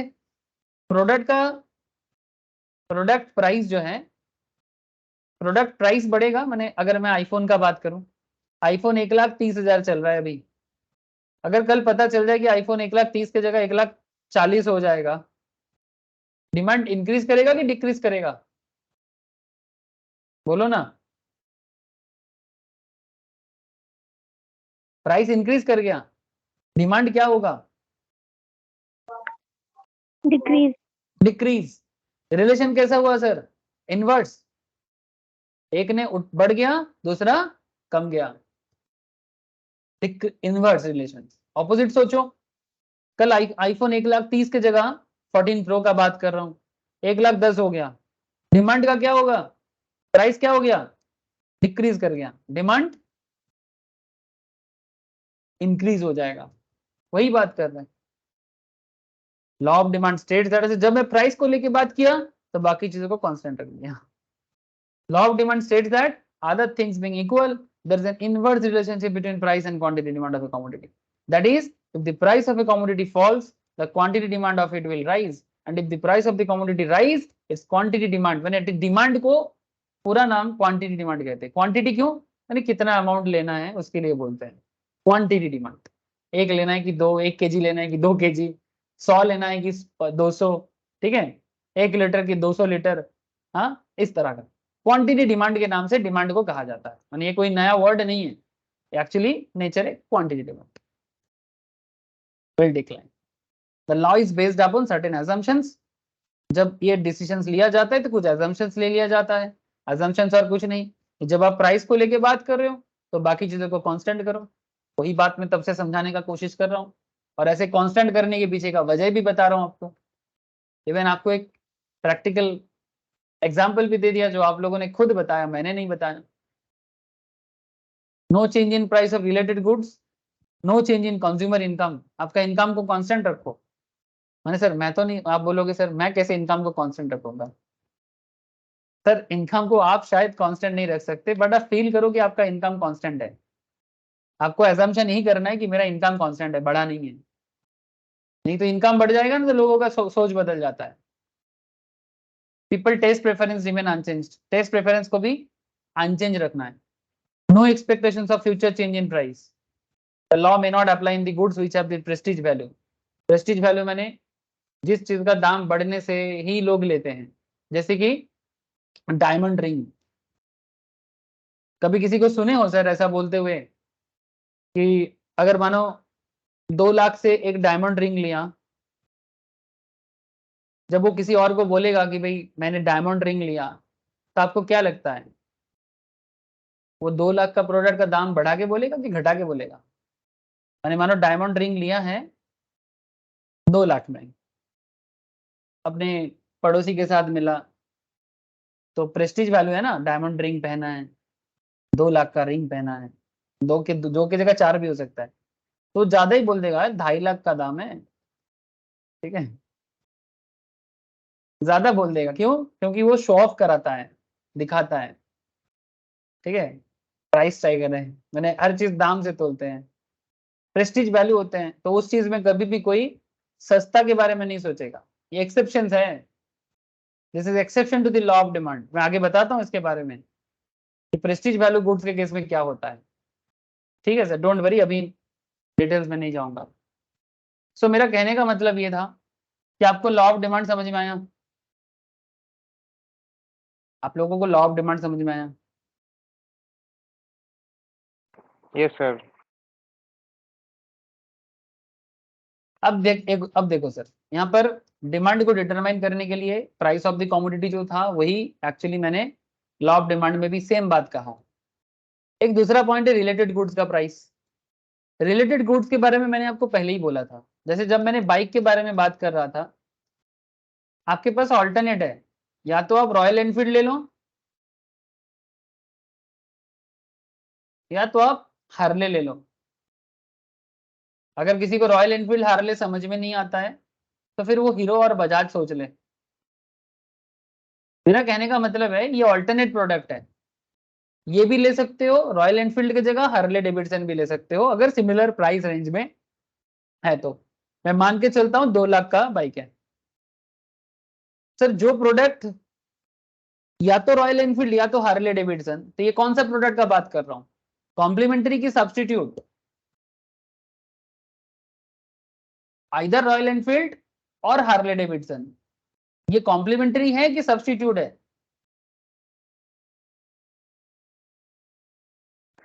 Substitute sir. थैंक यू, ये सब्सटीट्यूट है। तो रिलेटेड गुड्स 2 तरह का होता है, एक सब्सटीट्यूट प्रोडक्ट होता है और एक कॉम्प्लीमेंट्री होता है। चलो मैं बाइक से ही बताता हूं आपको। सर बाइक कोई भी कंपनी का हो, मैं मान के चलता हूं कि रॉयल एनफील्ड ले लेता हूं। आपके पास रॉयल एनफील्ड तो है पर आपके घर पे पेट्रोल नहीं है, क्या करोगे रॉयल एनफील्ड लेके? शोकेस कर सकते हो, म्यूजियम में रख सकते हो। बिना पेट्रोल का रॉयल एनफील्ड कैसे भागेगा? क्या कर लोगे? कोई काम नहीं है। तो बाइक और पेट्रोल एक ऐसा प्रोडक्ट है, चाहे कोई भी ब्रांड का ले लो भाई, फर्क नहीं पड़ता, ब्रांड यहाँ पर मायने नहीं रखता, यहाँ मेन 2 प्रोडक्ट मायने रखता है, बाइक एंड पेट्रोल। बाइक का पेट्रोल के बिना कोई काम नहीं है और पेट्रोल का बाइक के बिना कोई यूटिलाइजेशन नहीं है। ठीक है, तो कहने का मतलब है कि जब दोनों प्रोडक्ट एक दूसरे को कॉम्प्लीमेंट करता है, हस्बैंड वाइफ की तरह, हस्बैंड वाइफ एक दूसरे को कॉम्प्लीमेंट करता है, हस्बैंड के बिना वाइफ नहीं हो सकता, वाइफ के बिना हस्बैंड नहीं हो सकता। जो शिव जी का जो कहानी है ना अर्धनारीश्वर वाला, बिना शिव का पार्वती क्या और पार्वती बिना शिव क्या, है ना, वो जो बड़ा फेमस कल्चर है भारत में। ठीक है, अर्धनारीश्वर, शिव जी का आधा हिस्सा माँ का है, मैंने पार्वती माँ का है, और आधा हिस्सा शिव जी का है। ये कॉन्सेप्ट ही दर्शाता है कि एक घर पे हस्बैंड के बिना वाइफ का कोई मोल नहीं है और वाइफ के बिना हस्बैंड का कोई वैल्यू नहीं है। और ये सच्चा है सर, ये तो किसी भी देश में देखो आप, हस्बैंड वाइफ के बिना कुछ नहीं, तभी वो हस्बैंड कहलाता है, तभी वो वाइफ कहलाता है। नहीं तो इस बात का क्या मतलब होता? नहीं तो दो अलग इंसान हो सकते थे। मैरिज करने का क्या जरूरत था? शादी करने का क्या जरूरत था? इंडिविजुअल रह जाते हैं। शादी रचाने का क्या जरूरत था? शादी हर एक देश में होता है। और शादी करने के बाद क्या हो जाता है? एक दूसरे को कॉम्प्लीमेंट करता है। एक के बिना दूसरे का कोई काम नहीं। सर ये बात कर अजीब सा लगता है, बट दैट्स ट्रू। सो मेरा कहने का मतलब इतना था सर कि पेट्रोल बाइक, चाय के साथ चीनी, चाय बिना, अब कोई बोलेगा सर शुगर पेशेंट तो बिना चाय का चीनी का ही चाय पीता है। सर वो एक्सेप्शनल है। लेकिन सर कोई भी पेशेंट हो बिना पेट्रोल का बाइक चलाएगा? कोई बोलेगा सर केरोसिन से चला लेगा, स्पेशल इंजन बना के चलाने दो, उसमें कोई दिक्कत नहीं है। बट वो कितना तक चल पाएगा? केरोसिन में वो बात नहीं है जो पेट्रोल कर सकता है। तो स्लरी मैटर होता है ना, एक एक एक होता है सर, एक चीज जो पेट्रोल में है जो केरोसिन में नहीं है। इवन पेट्रोल गाड़ी में डीजल डाल दो तो गाड़ी नहीं चलता है। पेट्रोल गाड़ी में डीजल डाल दो तो गाड़ी नहीं चल पाएगा। आप लोगों को पता है, मेरे से ज्यादा नॉलेज है आप लोगों को। So I hope you understand complementary goods क्या होते हैं और सब्स्टिट्यूट गुड्स क्या होता है। पहले मुझे ये बता दो सर, डिफरेंस क्लियर है तो मैं आगे बात को आगे लेके जाऊंगा। Yes sir. अब कॉम्प्लीमेंट्री गुड्स में डिमांड और प्राइस का रिलेशन को समझो, बहुत इंपॉर्टेंट है। आप लोग खुद बताओगे, मैं कुछ नहीं बताऊंगा। किताबी बात बाद में पढ़ लेना। सर पेट्रोल का प्राइस अगर 100 रुपए से 200 रुपए हो जाता है, मेरा सवाल है कि बाइक का डिमांड बढ़ेगा कि घटेगा? If petrol price increases from 100 rupees to 200 rupees, then what will be the impact on bike demand? Increase or decrease? Decrease sir. तो फिर ये किस तरह का रिलेशन था पेट्रोल और बाइक में? कॉम्प्लीमेंट्री गुड्स का।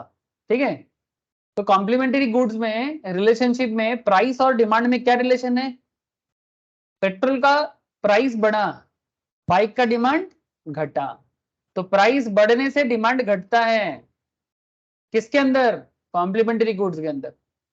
पेट्रोल का प्राइस बढ़ेगा, बाइक का डिमांड घटेगा। अच्छा ऑपोजिट देख लो, अगर बाइक का दाम बढ़ता है, ठीक है, बाइक का प्राइस अगर इंक्रीज करता है, तो पेट्रोल का डिमांड का क्या होगा?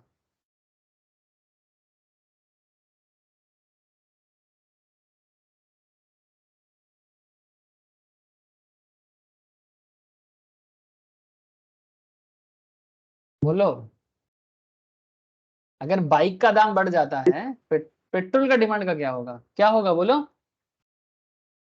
Decrease. डिक्रीज करेगा। क्यों? बड़ा सिंपल बात है। पहले मानो आपके पड़ोस में शर्मा अंकल, ठीक है, मैंने शर्मा जी, चड्डा जी बाइक यूज करते थे, ठीक है। अब बाकी और भी जी लोग हैं जो इतना शर्मा जी चड्डा जी जैसे बड़े आदमी नहीं थे, वो लोग भी सोच रहे थे कि वो भी बाइक खरीदेगा, ठीक है। लेकिन वो एक्स जी, वाई जी, जेड जी सोच तो रहा था बाइक खरीदेगा, लेकिन दाम बढ़ गया। तो बाइक का दाम बढ़ गया तो बाइक का डिमांड घट गया, है ना। दाम बढ़ने से डिमांड क्या होता है? गिर जाता है। तो अगर बाकी लोग भी बाइक खरीद लेता तो मार्केट में पेट्रोल का डिमांड बढ़ जाता, है ना। लेकिन नहीं हुआ ऐसा, क्योंकि बाइक का डिमांड घट गया तो ऑटोमेटिकली उतना पेट्रोल का डिमांड नहीं हुआ। बट क्योंकि बाइक का प्राइस बढ़ गया तो उसका डिमांड घट गया और पेट्रोल का प्राइस, डिमांड भी गिर जाएगा। सिंपल सी बात है सर, किसी भी एंगल से देखो तो आपको रिलेशन नेगेटिव ही आएगा, ठीक है। जैसे हस्बैंड वाइफ, मैं आपको क्या बोला, हस्बैंड वाइफ वाला रिलेशन है, नेगेटिव टाइप का, है ना। पति पत्नी में झगड़ा होता है कि नहीं होता है? अरे प्यार सा झगड़ा हर फैमिली में होता है सर। किसी भी फैमिली, ऐसा कोई फैमिली जो पति पत्नी में झगड़ा नहीं होते वो फैमिली नहीं है सर। होगा ही होगा, होना भी चाहिए सर। हेल्दी झगड़ा होता है, होना चाहिए। झगड़ा नहीं है तो फिर दाल में कुछ काला है। चलो ठीक है, आई होप यू अंडरस्टैंड। मैं इनवर्स रिलेशन को समझाने के लिए बोला,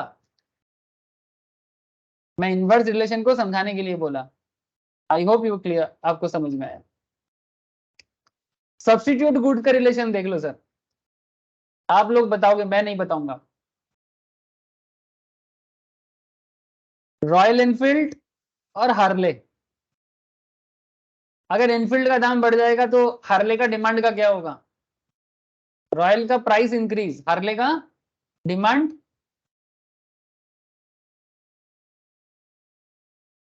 इंक्रीज होगा। रिलेशनशिप कैसा हुआ सर? इनवर्स की पॉजिटिव? पॉजिटिव। पॉजिटिव, याद रखना इस बात को। सब्स्टिट्यूट गुड्स में रिलेशन ऑलवेज पॉजिटिव होता है। अच्छा उल्टा देख लेते हैं, हार्ले का प्राइस गिर गया, रॉयल का डिमांड क्या होगा? कम हो जाएगा। समझ गए सर?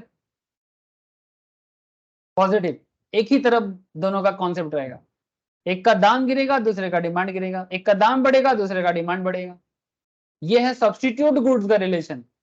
दुनिया में कहीं पर भी चले जाओ, इंडिया से लेके अमेरिका, अमेरिका से लेके चाइना, चाइना से जापान, जापान से इंडोनेशिया, इंडोनेशिया से अरबियन नेशंस, अरब से अफ्रीकन नेशंस, अफ्रीका से South America, South Pole, North Pole, जहां जाना है वहां जाओ, फर्क नहीं पड़ता सर। लेकिन डिमांड का ये नियम चेंज नहीं हो सकता। दुनिया के किसी भी कोने में जाना है चले जाओ, पर ये सब्स्टिट्यूट और कॉम्प्लीमेंट्री का जो रिलेशन आपको मैं समझाया, ये रिलेशनशिप कभी नहीं बदलता है, एक्सेप्ट एक्सेप्शनल केसेस। तो income of the house hold के बारे में बड़ा सिंपल सी बात है, अगर आपका इनकम बढ़ता है तो आपका डिमांड बढ़ जाएगा प्रोडक्ट का, स्पेशली। अच्छा एक सिंपल, चलो आप ही लोग जवाब दोगे, मैं नहीं बताऊंगा। मानो आप लोग सीए बन रहे हो, ठीक है, आपका स्टार्टिंग सैलरी मिला, सीए बनने के बाद आप लोग जब बन जाओगे तब कम से कम 15 लाख का पैकेज तो मिलेगा ही सर, कम से कम। एग्जाम्पल मैंने मंथली 1 लाख तो कमाओगे सर। तो 1 लाख के सैलरी से आपने स्टार्ट किया, 1 साल बाद आपका सैलरी 1 लाख से 1.5 लाख हो गया। प्लीज टेल मी, पहले आप जब जो प्रोडक्ट परचेस कर पाते थे अब उससे ज्यादा परचेस करोगे? आपके पास अगर पहले नॉर्मल हीरो का बाइक था, अब आगे आप क्या बोलोगे? भाई अभी तो हायाबुसा लेना है, अभी तो महंगा चीज लेना है। तो ये एक बेसिक कैरेक्टर होता है लोगों का, इंसान का बेसिक कैरेक्टर है। इनकम बढ़ने से नॉर्मल गुड्स का, अच्छा नॉर्मल गुड्स माने कोई भी नॉर्मल चीज है जो लग्जरी नहीं है। जैसे मानो आजकल जैसे घर में फैन होता है, अगर आपका इनकम बढ़ता है, फैन कोई लग्जरी प्रोडक्ट तो है नहीं, ठीक है? क्या फैन लग्जरी प्रोडक्ट है? प्लीज टेल मी, फैन घर पे लगाना कोई लग्जरी है क्या? अरे हाँ या ना? No sir. No sir. लेकिन जैसे ही आपका इनकम बढ़ जाएगा ना, तो आप बोलोगे सिर्फ नॉर्मल फैन क्यों लेना है, रिमोट कंट्रोल वाला फैन लेते हैं। आजकल मार्केट में चल पड़ा है सर रिमोट कंट्रोल, ठीक है? तो आप बोलोगे हमको रिमोट कंट्रोल वाला फैन चाहिए, तो आप कम से कम 3,000 3,500 खर्चा करोगे और एक रिमोट कंट्रोल फैन लोगे। समझ रहे सर? जैसे एटॉम बार्क बड़ा फेमस है रिमोट कंट्रोल फैन में, 3,500 ऑलमोस्ट का दाम बढ़ जाता है रिमोट कंट्रोल बीएलडीसी मोटर का, ठीक है? मैं एग्जांपल दे रहा हूँ सर, ठीक है? रिसेंटली मैं थोड़ा घर पे फैन लगाने के लिए कुछ रिसर्च कर रहा था, तो मेरे को थोड़ा फैन रिलेटेड नॉलेज मिला, आपको शेयर कर दिया, इसमें क्या है? जो देखूंगा वो बताऊंगा। सर ज्यादा चीज मत देखा करो, आप बहुत ज्यादा बोल देते हो, ठीक है सर, सॉरी। आगे देखो, तो आपका इनकम बढ़ जाएगा तो नॉर्मल गुड्स का डिमांड बढ़ जाएगा, लग्जरी गुड्स का डिमांड बढ़ जाएगा। एक चीज सोचो सर, आपका आपका इनकम बढ़ेगा ना तो इंफीरियर गुड्स का डिमांड घट जाएगा। अब आपके मन में चल रहा है सर नॉर्मल समझे लग्जरी समझे, इंफीरियर क्या होता है? एक बैड वर्ड्स है, बैड वर्ड्स माने एक थोड़ा सा खराब, बोलते हैं ना घटिया प्रोडक्ट है, वर्ड मुझे अच्छा नहीं लगता है, बट फिर भी माने जो low quality,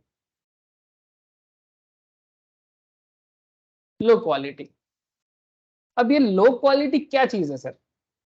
what is the definition of low quality? Luxury का फिर भी डेफिनेशन दिया जा सकता है कि भाई कोई गाड़ी का दाम अगर 10 लाख के ऊपर हो, 12 लाख के ऊपर हो, तो उसको लग्जरी कार कैटेगरी में डाल दिया जा सकता है। किसी का फ्लैट का दाम अगर 45 लाख से ऊपर हो तो उसे लग्जरी फ्लैट के नाम मतलब एग्जाम्पल में दिया जा सकता है। सरकार ने डिफाइन किया है। बट इंफीरियर गुड्स के बारे में सरकार ने कहा बोला कि भाई इस रेट से दाम कम होगा तो उसको लो क्वालिटी प्रोडक्ट बोलेंगे? सर इंफीरियर के बारे में ना ऐसे कोई डेफिनेशन नहीं है, ये मैन टू मैन वेरी करता है। चलो मैं आपको एग्जांपल देता हूं।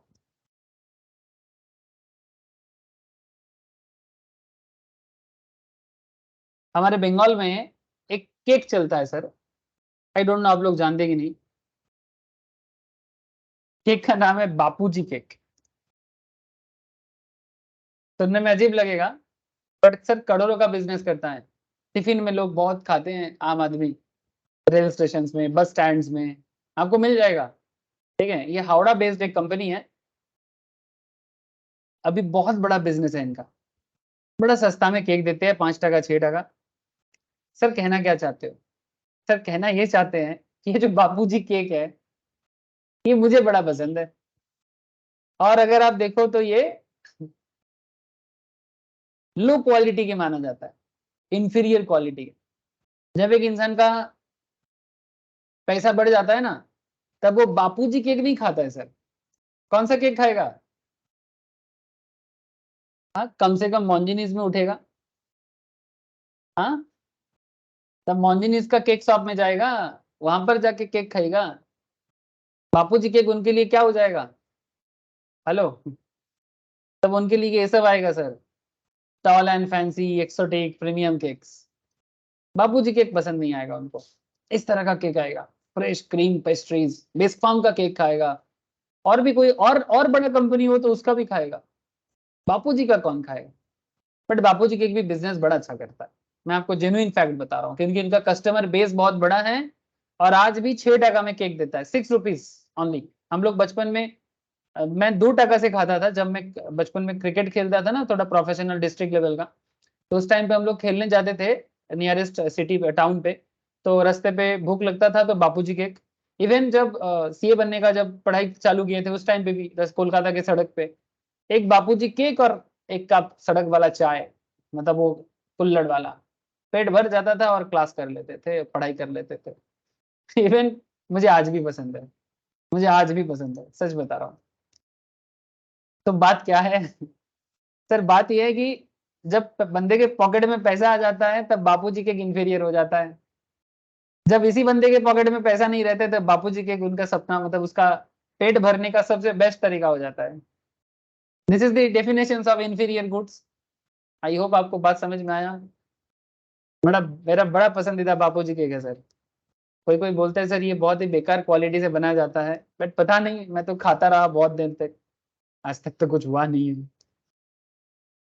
That's a different thing. But आपको समझ में आया कि नहीं आया बोलो? इनकम बढ़ने से बापूजी केक साइड हो जाएगा, उसके जगह मियां मोरे मॉन्जिनीस आ जाएगा। तो in case of inferior goods, increase in income decrease the quantity demanded. आपका इनकम बढ़ेगा तो प्रोडक्ट का डिमांड घट जाएगा, जैसे कि बापूजी केक का। So there is inverse relation. ये इंडिविजुअल के साथ बात कर रहा हूँ, बापूजी केक का बिजनेस में असर नहीं पड़ा। अगर मैं रिच बन गया या मैं थोड़ा बड़ा पैसा ज्यादा कमा लिया तो 6 टका केक शायद मैं नहीं खा रहा हूँ, बट ऐसा नहीं कि मार्केट में दूसरा बंदा नहीं है जो बापूजी केक का कस्टमर नहीं है। कस्टमर बनता रहता है सर, एक जाता है दूसरा आता है। देने वाला ऊपर वाला, कोई छीन नहीं सकता। जिसको जो मिलेगा उसको मिल के रहेगा, कितना भी कोशिश कर लो, ये मैंने देख लिया सर। जिसका जो है वो उसका है। हाँ, जो ज्यादा मेहनत करेगा उसको ज्यादा मिलेगा, जो कम मेहनत करेगा उसको कम मिलेगा।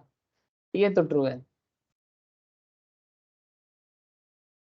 तो इंफीरियर गुड्स वही चीज है, पैसा बढ़ने से इंफीरियर, पैसा कम होने से वही चीज आपका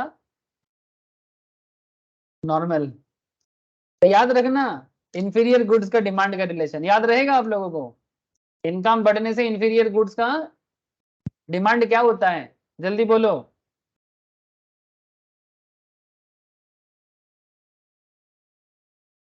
क्वेश्चन आता है सर एग्जाम में, इनकम बढ़ने से इंफीरियर गुड्स का डिमांड क्या होता है, बढ़ता है कि गिरता है?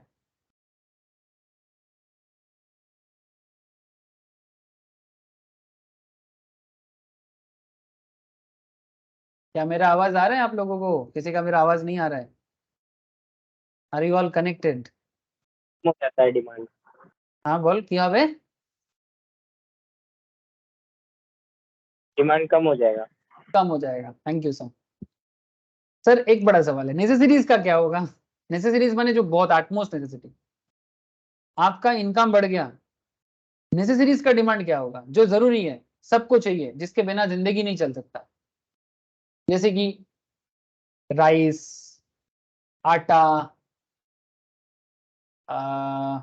मेडिसिन,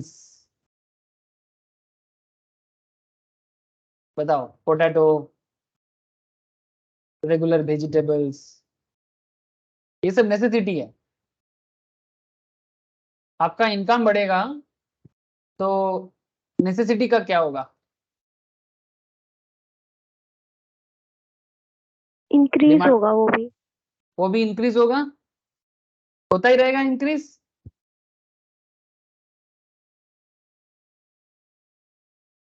सर इंक्रीज होगा पर एक सर्टेन लेवल तक। Good, very good sir. Increase होगा बट एक सर्टेन लेवल तक, बट इसके बाद वो भी थम जाएगा। क्यों? क्योंकि सर नेसेसिटी है। अब देखो एक सिंपल सी बात, फिर से मैं आपको, एक आम आदमी जब ग्रोसरी स्टोर में जाता है, गांव का ग्रोसरी, आई डोंट नो आजकल देखने को मिलता है कि नहीं मिलता, बट मैं आपको एक दिखाता हूँ। जब मैं गांव में बड़ा होता था, बचपन का बात कर रहा हूँ, तो विलेज साइड में जब कोई ग्रोसरी शॉप में जाता है ना सर, तो वो ना तेल का डब्बा लेके जाता है और दुकानदार को जाके बोलता है कि इसमें ना आधा पाव, एक पाव, माने लीटर के हिसाब से, हाफ लीटर, आधा लीटर, 250 ग्राम तेल दे दो। ठीक है, जो गांव का दुकान होते हैं उसमें अभी भी ऐसे सिस्टम, आई डोंट थिंक आजकल और होता होगा, बट अगर कहीं आपको दिख जाए तो मेरा कहने का मतलब है, तो विलेज एरिया में जो स्टोर्स होते हैं वहां पर लोग जाके, क्योंकि लोगों का इनकम कम है, तो उसको जितना जरूरत है वो उतना लेगा। बट जैसे जैसे उसका इनकम बढ़ जाएगा, वो दुकानदार को जाके क्या बोलेगा, भाई मेरे को बहुत पैसा आ गया, तुम ना 5 किलो का सब दे देना, 5 किलो चावल, 5 किलो आटा, 5 लीटर तेल, ठीक है, सब घर पे भेज देना, पैसा आ गया। एक साथ सारा सामान ले लेगा और रोज का झमेला नहीं, पैसा आ गया ना। दुबई गया था काम करने, बड़ा पैसा कमा के लाया। दुबई में ड्राइवरी करके भी बंदा 1 लाख कमा लेता है, मजाक नहीं कर रहा हूँ, सीरियसली। दुबई में ड्राइवरी करके भी 1 लाख में इनकम हो जाता है। ठीक है सर, इसका मतलब आप लोग दुबई में ड्राइवरी करने के बारे में मत सोचना, ठीक है तो मेरा कहने का मतलब इतना है कि नेसेसिटीज में क्या होता है कि जब आप पहले दुकान में जाते थे, तेल का डबला लेके जाते थे, शीशा लेके, भाई इसमें तेल भर दो। लेकिन जैसे पैसा बढ़ गया, अब आप बोल रहे हो भाई मेरे को पैकेट दे दो। लेकिन आप मुझे बताओ, 5 किलो की जगह 10 किलो आटा लेके क्या करोगे?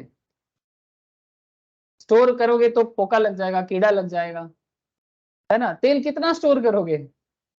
तो एक सर्टेन लेवल तक इंक्रीज करेगा, उसके बाद कांस्टेंट हो जाएगा। अच्छा, हम लोग रोज राइस खाते हैं घर पे, जैसे मैं नॉर्मली अपने घर में थोड़ा सा क्वालिटी मेंटेन करता हूँ, कम से कम 50 से 100 रुपए के बीच में चावल खा लेते हैं हम लोग। ठीक है, बंगाल में चावल बहुत मतलब पॉपुलर है, 50 से 100 रुपए केजी का चावल नॉर्मली खाते हैं लोग। एक एग्जाम्पल देता हूँ आपको, अंबानी भी चावल खाता होगा, गुजराती लोग भी चावल खाते हैं।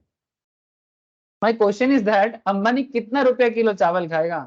अंबानी का, रिलायंस का बात कर रहा हूं, मुकेश अंबानी का, जिसका बिजनेस का वैल्यूएशन है 19 लाख करोड़। 19 लाख करोड़। मुझे बताओ अंबानी कितना रुपया किलो चावल खाता होगा? लाख रुपया किलो चावल होता है क्या? नहीं है सर, क्योंकि नेसेसिटी प्रोडक्ट है। हाँ ठीक है, अंबानी शायद एकदम फार्म फ्रेश लेता होगा, स्पेशल पैकेज में आता होगा, कितना किलो हो जाएगा? मैक्सिमम 300 टका कीजिए, और कितना। रेगुलर राइस का बात कर रहा हूँ। तो कहने का मतलब है अगर आप कितना भी पैसा वाला बन जाओ, नेसेसिटी प्रोडक्ट स्टार्टिंग में एक सर्टेन लेवल तक उसका डिमांड इंक्रीज करेगा आपका, बट एक सर्टेन लेवल के बाद वो डिमांड भी कांस्टेंट हो जाए। तो ये इनकम बढ़ने के साथ साथ नेसेसिटी का अप्रोच है, ठीक है। बाकी डिमांड को डिटरमाइन करने में टेस्ट प्रेफरेंस काफी अहमियत रखते हैं। आपको जो फैशन में होते हैं वो हमेशा डिमांड में होते हैं। फैशन चला जाएगा, डिमांड चला जाएगा। फैशन, एक जमाना था जब बॉलीवुड स्टार फैशन डिटरमाइन करते थे, अभी जमाना बदल गया। हम लोग के टाइम पे शाहरुख खान क्या पहना मोहब्बतें मूवी में, अगला दिन दुकान में जाके हम लोग भी बोलते थे मोहब्बतें वाला टी शर्ट चाहिए, ठीक है, मोहब्बतें वाला स्वेटर चाहिए। जो शाहरुख खान वो एक वायलिन लेके बजाता था, हम लोग भी बड़ा मतलब क्या डब्बा वाला मूवी टाइप, फिल्मी टाइप के थे सर। और शाहरुख खान जिसमें वो वायलिन बजाते हैं ना, हाँ, ला ला ला ला एक गाना होता है, उसमें हीरोइन लोग आते हैं साइड से, ठीक है। हम लोग सोचते थे हम लोग भी शाहरुख खान बन जाएंगे, हम लोग भी उसी ऐसा वाला स्वेटर जाके दुकान में बोलते थे हमें मोहब्बतें वाला स्वेटर चाहिए। तो समझ रहे हो आप, ठीक है। या फिर दीपिका पादुकोण आजकल कोई कुछ पहन लेते हैं तो वही बाद में फैशन हो जाते हैं। आजकल फैशन में चलता है सर आलिया भट्ट, बड़ा चलता है सर उनका फैशन, लड़की लोगों के बीच में मैं ज्यादा देख पाता हूँ। जो भी हो, आई होप यू अंडरस्टैंड कि फैशन में जो चलेगा उसका डिमांड रहेगा, जो आउट ऑफ फैशन हो जाएगा उसका डिमांड गिर जाएगा। सर अदर फैक्टर्स में बोल दिया था, फ्यूचर एक्सपेक्टेशन शेयर मार्केट में देखने को मिलता है या किसी भी चीज में, ठीक है। आज अगर पता चले किसी कंपनी का शेयर का दाम कल बढ़ेगा तो आज उसका डिमांड बढ़ जाएगा, ठीक है। फ्यूचर में बढ़ेगा तो आज डिमांड बढ़ जाएगा, ठीक है। या फिर किसी भी प्रोडक्ट में कल अगर पता चल जाएगा ना मार्केट में चावल का दाम बढ़ जाएगा तो काफी सारे लोग अभी से चावल खरीद के रख लेगा। तो फ्यूचर प्राइस भी डिमांड को इफेक्ट करता है। Okay sir, determinants of demand बहुत इंपॉर्टेंट है। डिस्ट्रीब्यूशन ऑफ इनकम भी बहुत वाइटल होता है। डिस्ट्रीब्यूशन ऑफ इनकम माने जब इनकम डिस्ट्रीब्यूशन सोसाइटी में इक्वल लेवल में हो, इक्वल लेवल में अगर इनकम डिस्ट्रीब्यूट हो ना, सबका इनकम लेवल इक्वल लेवल, तो डिमांड ज्यादा अच्छा काम करता है। कुछ लोग बहुत ज्यादा रिच, कुछ लोग बहुत ज्यादा गरीब, this is not good for the country. कुछ लोगों के पास बहुत पैसा, कुछ लोगों के पास पैसा ही नहीं है, ऐसा अच्छा नहीं है। इक्विटेबल इनकम डिस्ट्रीब्यूशन जिस देश में जितना अच्छा हो, उस देश का डिमांड कंडीशन उतना बेहतर होता है, उसका इकोनॉमी उतना सुंदर होता है। जैसा कि यूरोपियन नेशंस में इक्विटेबल डिस्ट्रीब्यूशन ज्यादा अच्छा है, रशिया में भी इक्विटेबल डिस्ट्रीब्यूशन काफी अच्छा है। इंडिया में सर थोड़ा इनइक्वलिटीज है, कुछ लोगों के पास बहुत पैसा है, कुछ लोगों के पास बहुत खालीपन है। ये धीरे धीरे चेंज होगा, समय लगेगा सर, आम आदमी को समझना चाहिए। पॉलिटिकल एक्सप्लॉइटेशन बंद हो जाएगा तो आम आदमी भी समझेगा। आम आदमी को समझना चाहिए पॉलिटिकल लीडर जब भी उनका फायदा लेता है ना, उस फायदे से बचना चाहिए। पब्लिक का भी दोष है सर, छोटा मोटा लालच में फंस जाते हैं। 500 टका दे दो वोट दे देता है, अरे भाई तुम्हारा अच्छा कौन करेगा वो देखो, जात पात देख के वोट देता है, ठीक है। जात पात देखता है, कोई दलित देखता है कि भाई कोई दलित कैंडिडेट है तो वोट देंगे, ठीक है। इस तरह का सोच है कि शेड्यूल कास्ट बंदा है कि नहीं तब जाके वोट देंगे, ऐसा नहीं है। जो आपके लिए काम करेगा उसको वोट दो, चाहे वो दलित हो, ब्राह्मण हो, मुस्लिम हो, कुछ भी हो, क्या फर्क पड़ता है, डजंट मैटर। जो अच्छा, जो टैलेंटेड बंदा होगा उनको चूज करना चाहिए, है ना। जैसे कि बहुत सारे एग्जाम्पल हो सकते हैं, छोड़ो अभी नहीं बोलेंगे ऐसे सब, एग्जाम्पल पे एग्जाम्पल खड़ा हो सकता है, डजंट मैटर। टैलेंट देखना चाहिए सर, टैलेंट, जात पात धर्म कुछ नहीं है। जैसे अच्छा एग्जाम्पल मेरे मुंह में जो आ रहा था मैं भी बोलता हूँ आपको। एपीजे अब्दुल कलाम भारत में प्रेसिडेंट हुआ करते थे, सबसे बड़ा साइंटिस्ट में से एक है सर एपीजे अब्दुल कलाम मुस्लिम थे, है ना। तो और वो भी बीजेपी के जमाने में, जब अटल बिहारी वाजपेयी प्राइम मिनिस्टर थे उस टाइम पे एपीजे अब्दुल कलाम देश का प्राइम मिनिस्टर बना थे। अब बीजेपी के अगेंस्ट में एक प्रोपागेंडा फैला जाता है कि बीजेपी एंटी मुस्लिम है। तो अगर बीजेपी एंटी मुस्लिम है तो एपीजे अब्दुल कलाम को राष्ट्रपति कैसे चुन लेते, बिग क्वेश्चन सर। ये सब पॉलिटिकल प्रोपागेंडा होता है, ये सब चीजों से लोगों को समझना चाहिए कि मुस्लिम के लिए मुस्लिम काम करेगा। जैसे एक हैदराबाद में एक पॉलिटिकल लीडर है सर, वैसे ही बोल के, ठीक है, वो सिर्फ पता नहीं कहाँ से आया है, सारा दिन सिर्फ मतलब नफरत का बात करता है, हिंदू मुस्लिम करता रहता है, जो है नहीं जबरदस्ती बात करके ऐसा लगता है जैसे अभी देश में कुछ हो जाएगा। ठीक है, तो ये सब लोगों से बचना है सर। कुछ लोग ना जानबूझ के लोगों को भड़काते हैं, ये भड़काऊ बात से जब इंसान समझ जाएगा ऑटोमेटिकली अपना हक समझ जाएगा, और जैसे ही वो हक समझ जाएगा ये बात भी समझ में आ जाएगा कि इनकम का equalities, knowledge, education, each and everything में सभी के पास इक्वल मौका बनेगा। लोगों को समझना चाहिए कि किस चीज के पीछे भागे, चंद पैसों के पीछे। और वेस्ट बंगाल में तो क्या बताओ सर, यहाँ पर तुम दारू पीने का पैसा दे तो लोग वोट दे देगा। गजब गजब लोग हैं सर। चलो ठीक है, आई hope you understand. Political matter economy को इम्पैक्ट देता है, ठीक है, ऐसा बात नहीं है। टैलेंट देखना चाहिए। जैसे आज के डेट में एक बड़ा अच्छा फेमस इंसान है, मैं बड़ा सुनता हूँ उनको, Arif Mohammad Khan. I don't know आप लोग जानते हैं कि नहीं, करेंटली वो केरला का गवर्नर है। ठीक है, बड़ा टैलेंटेड इंसान है, बड़ा मतलब नॉलेजेबल इंसान है, मैं सुनता हूँ उनको, काफी ज्ञान है उनको भारत के बारे में। ठीक है, काफी ज्ञान है। जैसे एपीजे अब्दुल कलाम सर को दुनिया जानता था, सुनता था, स्टूडेंट बड़ा प्यार करता था, वैसे आरिफ मोहम्मद खान बहुत लोग प्यार करते हैं उनको। तो ऐसे टैलेंट रहना चाहिए, जात पात धर्म से कुछ नहीं लेना देना है सर। जो इंसान लायक होगा उनको उसका हक दिया जाएगा, और पब्लिक को भी वो चीज सोचना चाहिए। इंसान ये सब छोटा छोटा चीज से बाहर आ जाए, तरक्की करेगा सर। तो डिमांड के बारे में मैंने आपको काफी सारा चीज बोला, लॉ ऑफ डिमांड का कॉन्सेप्ट भी समझाया। सर आप लोग सुन सुन के शायद बोर हो गए होंगे, बट मैं आपको थोड़ा डिमांड का ड्रॉ करना भी सिखा देता हूँ। डिमांड शेड्यूल का कॉन्सेप्ट होता है, क्या होता है सर? Demand schedule. आप लोग हो सर, कनेक्टेड हो सब कोई? थोड़ा आवाज दे दो हमको, आवाज दो हमको, हम यहाँ हैं। बताओ sir. Yes sir. Okay sir. Sir demand schedule क्या है?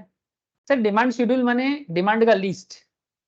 ये आप इसको बोलते हैं सैंपल सर्वे। सैंपल सर्वे माने जैसे देश का पॉपुलेशन कैसे सर्वे होता है, देश का जीडीपी कैसे निकाला जाता है सर्वे करके। ठीक है, हर चीज का सर्वे होता है, सर्वे करके आप डिमांड भी एनालिसिस कर सकते हो। जैसे अभी चारों तरफ पॉलिटिकल वोट चलेगा, है ना, 2024 में इलेक्शंस है ना। एक पॉलिटिकल पार्टी बनाया गया है सर, बीजेपी को हराने के लिए भारत का 26 पार्टी, 26 पार्टी अलायंस बना है। 26 पार्टी का अलायंस बना है बीजेपी को हराने के लिए। ठीक है, बैंगलोर में कल सबका मीटिंग था और नाम दिया इंडिया। एक शॉर्ट फॉर्म है, क्या एक क्या इंक्लूसिव कुछ एक नाम दिया है, फुल फॉर्म में भूल गया, कभी बताऊंगा आप लोगों को। इंडिया शॉर्ट फॉर्म यानी पॉलिटिकल जो अलायंस है उसका नाम दिया इंडिया।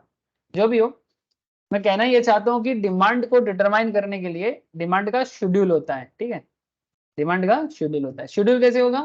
वो सर्वे करेगा, जैसे पॉलिटिकल सर्वे होता है वोट से पहले, इलेक्शन से पहले, कौन जीतेगा कौन हारेगा। ठीक है, तो फिर उसके ऊपर ना न्यूज़पेपर में आता है, ये लग तो रहा है कि बीजेपी हारेगा, लग तो रहा है कि कांग्रेस जीतेगा, लग तो रहा है कि बीजेपी हार जीत जाएगा, समथिंग लाइक दैट। ऐसा ही आप लोग भी मार्केट में डिमांड का शेड्यूल निकाल के डिमांड कर्व को ड्रॉ कर सकते हो। आप लोगों में होमवर्क दूंगा सर, प्रैक्टिकल सर्वे करके मुझे बताना, तो हो सके तो जेन्युइन रहना अपने साथ, मेरे को धोखा देके फायदा नहीं है। किताब से तो एग्जाम्पल आपको हजारों मिलेगा, बट मार्केट में जाके, सब्जी मार्केट में जाओ, सर्वे करो, सर्वे करके डिमांड कर्व ड्रॉ करके मेरे को उसका सर्वे का स्ट्रक्चर क्या था और वे सब के साथ मुझे बताओ कि आपने डिमांड का सर्वे किया। लेकिन सर कैसे करना है, चलो वही मैं सिखा रहा हूँ। जैसे मानो कि कोई प्रोडक्ट का दाम है 1 टका, प्रोडक्ट का प्राइस है एक्स। ठीक है, प्राइस एक्स और क्वांटिटी ऑफ एक्स, माने प्रोडक्ट का नाम है एक्स, प्रोडक्ट का नाम क्या है? X product. कोई एक्स प्रोडक्ट है, अब एक्स प्रोडक्ट को आप क्या मानोगे? से फॉर एग्जांपल मैगी मान लो, ठीक है, पोटैटो मान लो, ऑनियन मान लो, जो मानना है मानो भाई, क्या फर्क पड़ता है, सोचने में क्या जाता है। अगर प्रोडक्ट का प्राइस 1 है तो उसका क्वांटिटी डिमांड हाई है, प्रोडक्ट प्राइस थोड़ा और बढ़ेगा, डिमांड थोड़ा गिर जाएगा, दाम और बढ़ेगा तो डिमांड और गिरेगा, दाम और बढ़ेगा तो डिमांड और गिरेगा, दाम और बढ़ेगा तो डिमांड और गिरेगा। अब इसको तुम 1 टाका की जगह 1000 टाका समझ लो, 2000 समझ लो, 3000 समझ लो, 4000 समझ लो, 5000 समझ लो, जो भी है, 100 टाका समझ लो, डजेंट मैटर। माने प्रोडक्ट का प्राइस जैसे जैसे गिरेगा, जैसे 5 टाका से 4 टाका, 4 से 3, 3 से 2, 2 से 1, दाम गिरेगा तो डिमांड बढ़ेगा, एंड उल्टा दाम बढ़ेगा तो डिमांड गिरेगा। ये तो होना ही था, है ना, जैसे एक गाना है, प्यार तो होना ही था, वैसा ही डिमांड में ये जो एक का बढ़ना और दूसरे का गिरना, वाइस वर्सा रिलेशन, ये तो होना ही था। सर इसको ड्रॉ कैसे करेंगे? चलो मैं आपको ड्राइंग सिखाता हूँ, ध्यान से सुनना, बहुत वाइटल चीज बताने जा रहा हूँ।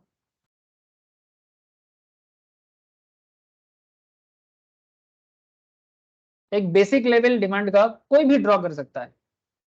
मार्केट में जाओ, सर्वे करो, डेटा निकालो, आलू का, मैगी का, जो भी चीज है, सब्जी का करना, टमाटर का करना, किस चीज का करना है सर? टमाटो का करना है, क्योंकि मार्केट में भी टमाटो महंगा जा रहा है ना। आप देखो कि सब्जी वाले से पूछो कि भाई जब से टमाटो दाम बढ़ना चालू हुआ, 50 टाका में से, मानो कि टमाटो का दाम, ध्यान से सुनना, ठीक है, एक तरफ क्वांटिटी डिमांड और दूसरी तरफ प्राइस, किसका? सर टोमेटो का। टोमेटो का प्राइस पहले मानो 50 टाका था, फिर 80 टाका हुआ, फिर 100 टाका हुआ, फिर 150 हुआ, अब 200 के आसपास चला गया, ठीक है।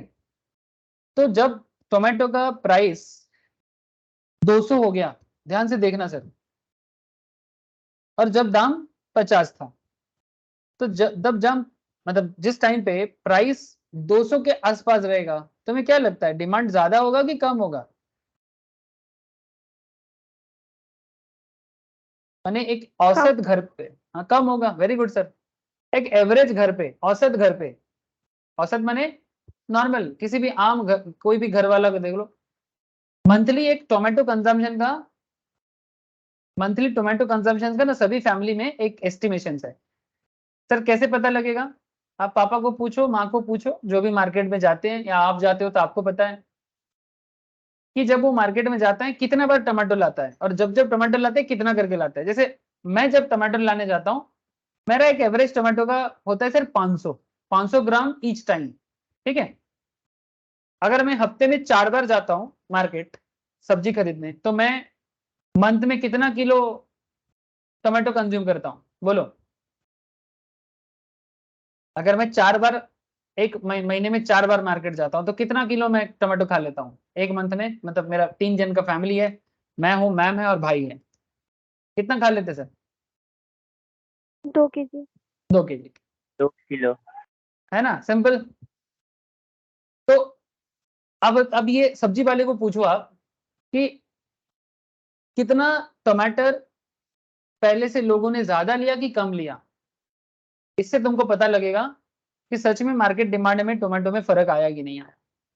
अब आज ही निकलो क्लास के बाद, अगर आसपास में, अब रात हो गया, कल सुबह निकलना, ठीक है।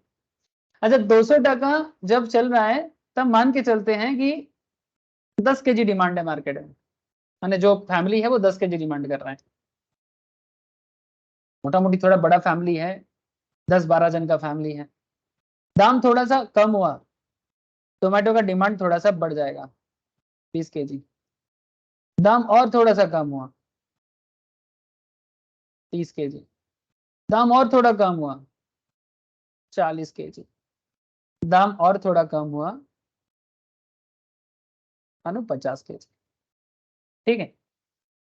तो जस्ट एक एग्जाम्पल था, बाकी आपको रियल डेटा जैसे मिले आप उस तरह से कर सकते हो। तो जैसे जैसे टमाटर का दाम कम होता गया, वैसे वैसे टमाटो का डिमांड जो है वो बढ़ता गया। अब मुझे ज्यादा कुछ नहीं करना है, मैं बस ये जो डिमांड का जो लाइन बना है ना, सबको कनेक्ट कर दूंगा। और ये मेरा बन गया, ये जो इसका जो मूवमेंट है ना वो डाउनवर्ड है सर। क्या है? डाउनवर्ड मूवमेंट है। इसे कहते हैं डिमांड कर्व। अच्छा, ये डिमांड कर्व डाउनवर्ड क्यों होता है? इसके पीछे बहुत सारा कहानी है, रीजन है, लॉजिक है, कैलकुलेशंस है, बताऊंगा, डोंट वरी। लेकिन आपको अगर किसी का भी डिमांड कर्व ड्रॉ करने बोले आप आराम से कर सकते हो। कोई भी प्राइस पैटर्न उठाओ, टोमेटो का उठाना है टोमेटो का उठाओ, नूडल्स का, जो पसंद है, बाइक का, आपका पसंदीदा कोई भी प्रोडक्ट, दिसलाइक का, मैचेस का, जैसे यहाँ पर दाम दिया ना 1 टका 2 टका 3 टका 4 टका 5 टका, जस्ट पुट करो। दाम ज्यादा है डिमांड कम करो, दाम और कम हुआ डिमांड बढ़ाओ, दाम और कम हुआ डिमांड और बढ़ाओ, दाम और कम हुआ डिमांड और बढ़ाओ, दाम और कम हुआ डिमांड और बढ़ाओ, और सारा पॉइंट को कनेक्ट करो और ये एक डाउनवर्ड मूवमेंट बनेगा। This is a demand curve. अब यहाँ पर एक छोटा सा चीज मैं आपको बताऊंगा सर, ये इंडिविजुअल एक इंसान का डिमांड कर्व है। कोई राम का है, कोई श्याम का है, कोई जदू का है, कोई मधु का है, कोई रहीम का है, किसी इंडिविजुअल का है। समझ रहे हो सर? राम का भी हो सकता है, रहीम का भी हो सकता है, डिसूजा का भी हो सकता है, ठीक है, किसी एक का। लेकिन जब मार्केट में डिमांड डिसाइड किया जाता है ना, तब उसमें राम का भी डिमांड है, रहीम का भी डिमांड है, डिसूजा का भी डिमांड है, तब उसको मार्केट डिमांड कहते हैं। बात को समझे? मार्केट में सभी लोग जाते हैं, कोई एक फैमिली नहीं जाते या एक इंडिविजुअल नहीं जाते। मार्केट है बॉस, वो सबका है। समझ रहे हो? स्टॉक मार्केट का डायलॉग होता है, ये मार्केट है सबका है बॉस, ठीक है। तो मार्केट डिमांड तब डिसाइड किया जाता है। तो मार्केट डिमांड डिसाइड करने के टाइम पे आपको किसी एक का डेटा नहीं, 3 अलग अलग लोगों का डेटा चाहिए, या 4 लोगों का, 40 लोगों का, 400 लोगों, 400 का, एक गांव में जितना लोग रहते हैं सबका, एक गांव में जितना फैमिली रहते हैं उनका उनका, एक शहर में, एक सिटी में, तब मार्केट डिमांड डिसाइड होता है। अब यहाँ पर एक एग्जांपल लेता हूँ। से फॉर एग्जांपल ये जो डेटा था ये राम का डेटा था। अब मुझे यहाँ पर रहीम का भी डेटा चाहिए, यहाँ पर मुझे डिसूजा का भी डेटा चाहिए, जिसका भी आप नाम उठा लो, कोई फर्क नहीं पड़ता, आप बैठा दो बस। लेकिन अब ये मार्केट डिमांड का ड्रॉ करने का क्या कॉन्सेप्ट है? कुछ नहीं, आपको नंबर ऑफ कंज्यूमर थोड़ा सा ज्यादा चाहिए। यहाँ पर एग्जाम्पल के तौर पे 3 दिया है, लेकिन मार्केट में क्या 3 आदमी होता है? 300 होता है, 3 लाख होता है, 3 करोड़ होता है। पूरा इंडिया ले लो तो 140 करोड़ का आबादी है। 140 करोड़ को अगर आप 4 फैमिली मेंबर से डिवाइड कर दो, तो इंडिया का औसत फैमिली संख्या हो जाएगा कम से कम 55 करोड़ का। कितना हो जाएगा? 60 करोड़ का, नहीं और ज्यादा, 70 करोड़ फैमिली है इंडिया में। नहीं, सॉरी गलत हो रहा है। कितना फैमिली होगा? 30, 4 3 12, 4 5 20, 35 करोड़ का, कम से कम 35 करोड़ फैमिली है इंडिया में। हर फैमिली में से एक बंदा अगर मार्केट जाता है तो 35 करोड़ डेटा हो सकता है मैक्सिमम, इंडिया का बात कर रहा है मैं। तो यहाँ पर एक ए बंदा है, एक बी है, एक सी है। तो मैंने अभी जो डेटा आपको बना के दिखाया वो ए के डेटा से बना के दिखाया। आपको क्या करना है, घर पे बी का डेटा से डिमांड कब ड्रॉ करना है, जिसमें दाम जब 1 है तब डिमांड 40, दाम 2 है तो डिमांड 35, दाम 3 है तो डिमांड और गिरेगा, दाम 4 है तो डिमांड और गिरेगा, 5 है तो और गिरेगा। सी का डिमांड, ये थोड़ा मिडिल क्लास बंदा है, सी जो है थोड़ा गरीब है, दाम 1 टका तो 10 क्वांटिटी ले रहा है, 2 है तो 5, 3 है तो 3, 4 है तो 2 और 5 है तो 1 क्वांटिटी ले रहा है, थोड़ा सा पोर है। सर गरीब अमीर सब मिला के ही मार्केट बनते हैं ना, मार्केट सबका है। यहाँ पर करोड़पति भी आ सकता है, करोड़पति भी आ सकता है और अरबपति भी आ सकता है। तो मेरा कहने का मतलब बड़ा सिंपल है, आप इंडिविजुअल लेवल में ए का बना लो, बी का बना लो, सी का बना लो, लेकिन अगर आपको बोला जाए कि भाई ये सारे के सारे डिमांड को आप एक जगह में काउंट करो, तो उसे टोटल मार्केट डिमांड कहते हैं, ए प्लस बी प्लस सी। अब और भी लोग हो सकते हैं, यहाँ पर एग्जाम्पल में ए बी सी। अब अगर प्रोडक्ट प्राइस 1 है तो मार्केट डिमांड है 100, दाम थोड़ा सा कम हुआ तो मार्केट डिमांड हो गया 80। कैसे मिला? ऐड करके। दाम 3 है तो ऐड करो 63, दाम 4 है ऐड करो 47, दाम 5 है ऐड करो 31। एक चीज कॉमन है सर, जो एक इंडिविजुअल कस्टमर के लिए लगता है वो टोटल मार्केट के लिए भी वही होता है। क्या होता है? दाम कम होता है तो डिमांड क्या होता है? दाम बढ़ जाता है, सॉरी, दाम अगर इंक्रीज हो रहा है, price increases, demand decreases, price increase decrease, demand increase. Same to same also applicable for market. जो बात एक इंडिविजुअल के लिए लागू होता है वही बात मार्केट के लिए भी लागू होता है। हाँ या ना? Please tell me. जो बात एक इंडिविजुअल के लिए लागू होता है वही बात मार्केट के लिए भी लागू होता है। क्या बात समझ में आया सर? बोलो। Yes sir. Yes sir. अब आपको कहा जाए कि सर मार्केट डिमांड ड्रॉ करके दिखाओ, तो यहाँ पर आप क्या कर सकते हो? दो उपाय हैं, या तो आप ए बी सी डी का अलग अलग निकालो, लेकिन अगर आपको मार्केट डिमांड को एक पैटर्न में दिखाने के लिए बोला जाए, X axis Y axis, this is the origin area. अब सिंपल बात है कि जो ए का डिमांड कर्व है, ऑब्वियसली बी का डेटा अलग है, तो ए का डिमांड हम लोग ऑलरेडी ड्रॉ कर चुके हैं। मान के लेते हैं कि ये ए वाला डिमांड है। बी का जो डिमांड है ना वो थोड़ा सा कम है, तो उसको ए के नीचे रखना चाहिए क्योंकि वो थोड़ा कम कर रहा है और थोड़ा फ्लैट होगा। सी सबसे कम डिमांड कर रहा है मार्केट से, तो और फ्लैट हो जाएगा। तीनों को अगर हम कॉम्बाइन करें तो हमें मार्केट डेटा मिलता है। अच्छा, मुझे ये बी और सी का पैटर्न कैसे पता लगा? सर ये मैंने एजम्पशन किया, बट आपका होमवर्क है कि बी और सी का डिमांड का आप ड्रॉ करना, लेकिन तीनों ड्रॉ करना। अब देखना कि ड्राइंग पैटर्न डिफरेंट होगा, होना चाहिए। माने ये जो स्टीफीनेस है ना, मतलब कौन सा ज्यादा स्टीप होगा, स्टीप माने कौन ज्यादा फ्लैट होगा, कौन ज्यादा, जिसका ज्यादा क्या बोलते हैं उसको, स्टीपनेस ही बोलते हैं इसको, माने खड़ाई रहेगा। तो ए ज्यादा खड़ाई रहेगा, बी थोड़ा सा कम, सी फ्लैट, और ओवरऑल मार्केट तीनों को ऐड करके होता है। तो तीनों मार्केट को एक साथ ड्रॉ करके जो डिमांड का मिलता है उसे डिमांड का बोलते हैं। ये मार्केट का डिमांड का चित्र है। तो इसको ना मार्केट मैप भी कहते हैं, डिमांड मैप भी कहते हैं, ठीक है। अब ये एक पैटर्न है दिखाने का, ये एक पैटर्न है कि ए बी सी करके ए मार्केट डिमांड, लेकिन एक्चुअली सबका इंडिविजुअल लेवल पर डिमांड होता है। आप ए का अलग से करो, बी का अलग से करो, सी का अलग से करो, लेकिन अगर एक जगह में दिखाओगे उसे डिमांड मैप भी कहा जा सकता है, ठीक है। लेकिन सब इंडिविजुअली ड्रॉ करना जो मैंने आपको अभी बताया, और करके मुझे को क्या करना है सर? स्कैन करके भेजना। और किसके ऊपर करना है? टमाटर के ऊपर करना है। मार्केट में टमाटर का दाम कब से बढ़ा है? लास्ट एक मंथ में टमाटर का दाम कितना बढ़ा है? और मार्केट में जो वेजिटेबल सेलर है उनको क्या असर पड़ा है? कस्टमर बढ़ा है कि घटा है? क्वांटिटी गिरा है कि बढ़ा है? खबर लगाओ। लगा पाओगे? हाँ सर। रिसर्च कर पाओगे सर टमाटर पे? देखो सर, मैं तो आपको काम दिया, अब आपके ऊपर है। अगर आप करते हो तो आपका ही अच्छा है, आपका नॉलेज बढ़ेगा। नेक्स्ट क्लास में मैं आप लोगों को डिमांड का डाउनवर्ड क्यों होते हैं इसके पीछे की डिफरेंट नॉलेज दूंगा, मैंने काफी इंपॉर्टेंट है। और भी चीजें बताऊंगा, exceptionals to the law of demand के बारे में बात करूंगा, ठीक है। डिमांड के बारे में शिफ्टिंग, डिमांड शिफ्ट होता है, डिमांड एक जगह से दूसरी जगह शिफ्ट हो जाता है, डिमांड कौन एक जगह के अंदर मूव कर सकता है, तो डिमांड का आप क्यों मूव करते हैं, शिफ्ट क्यों करते हैं, ऐसे हजारों सवाल है।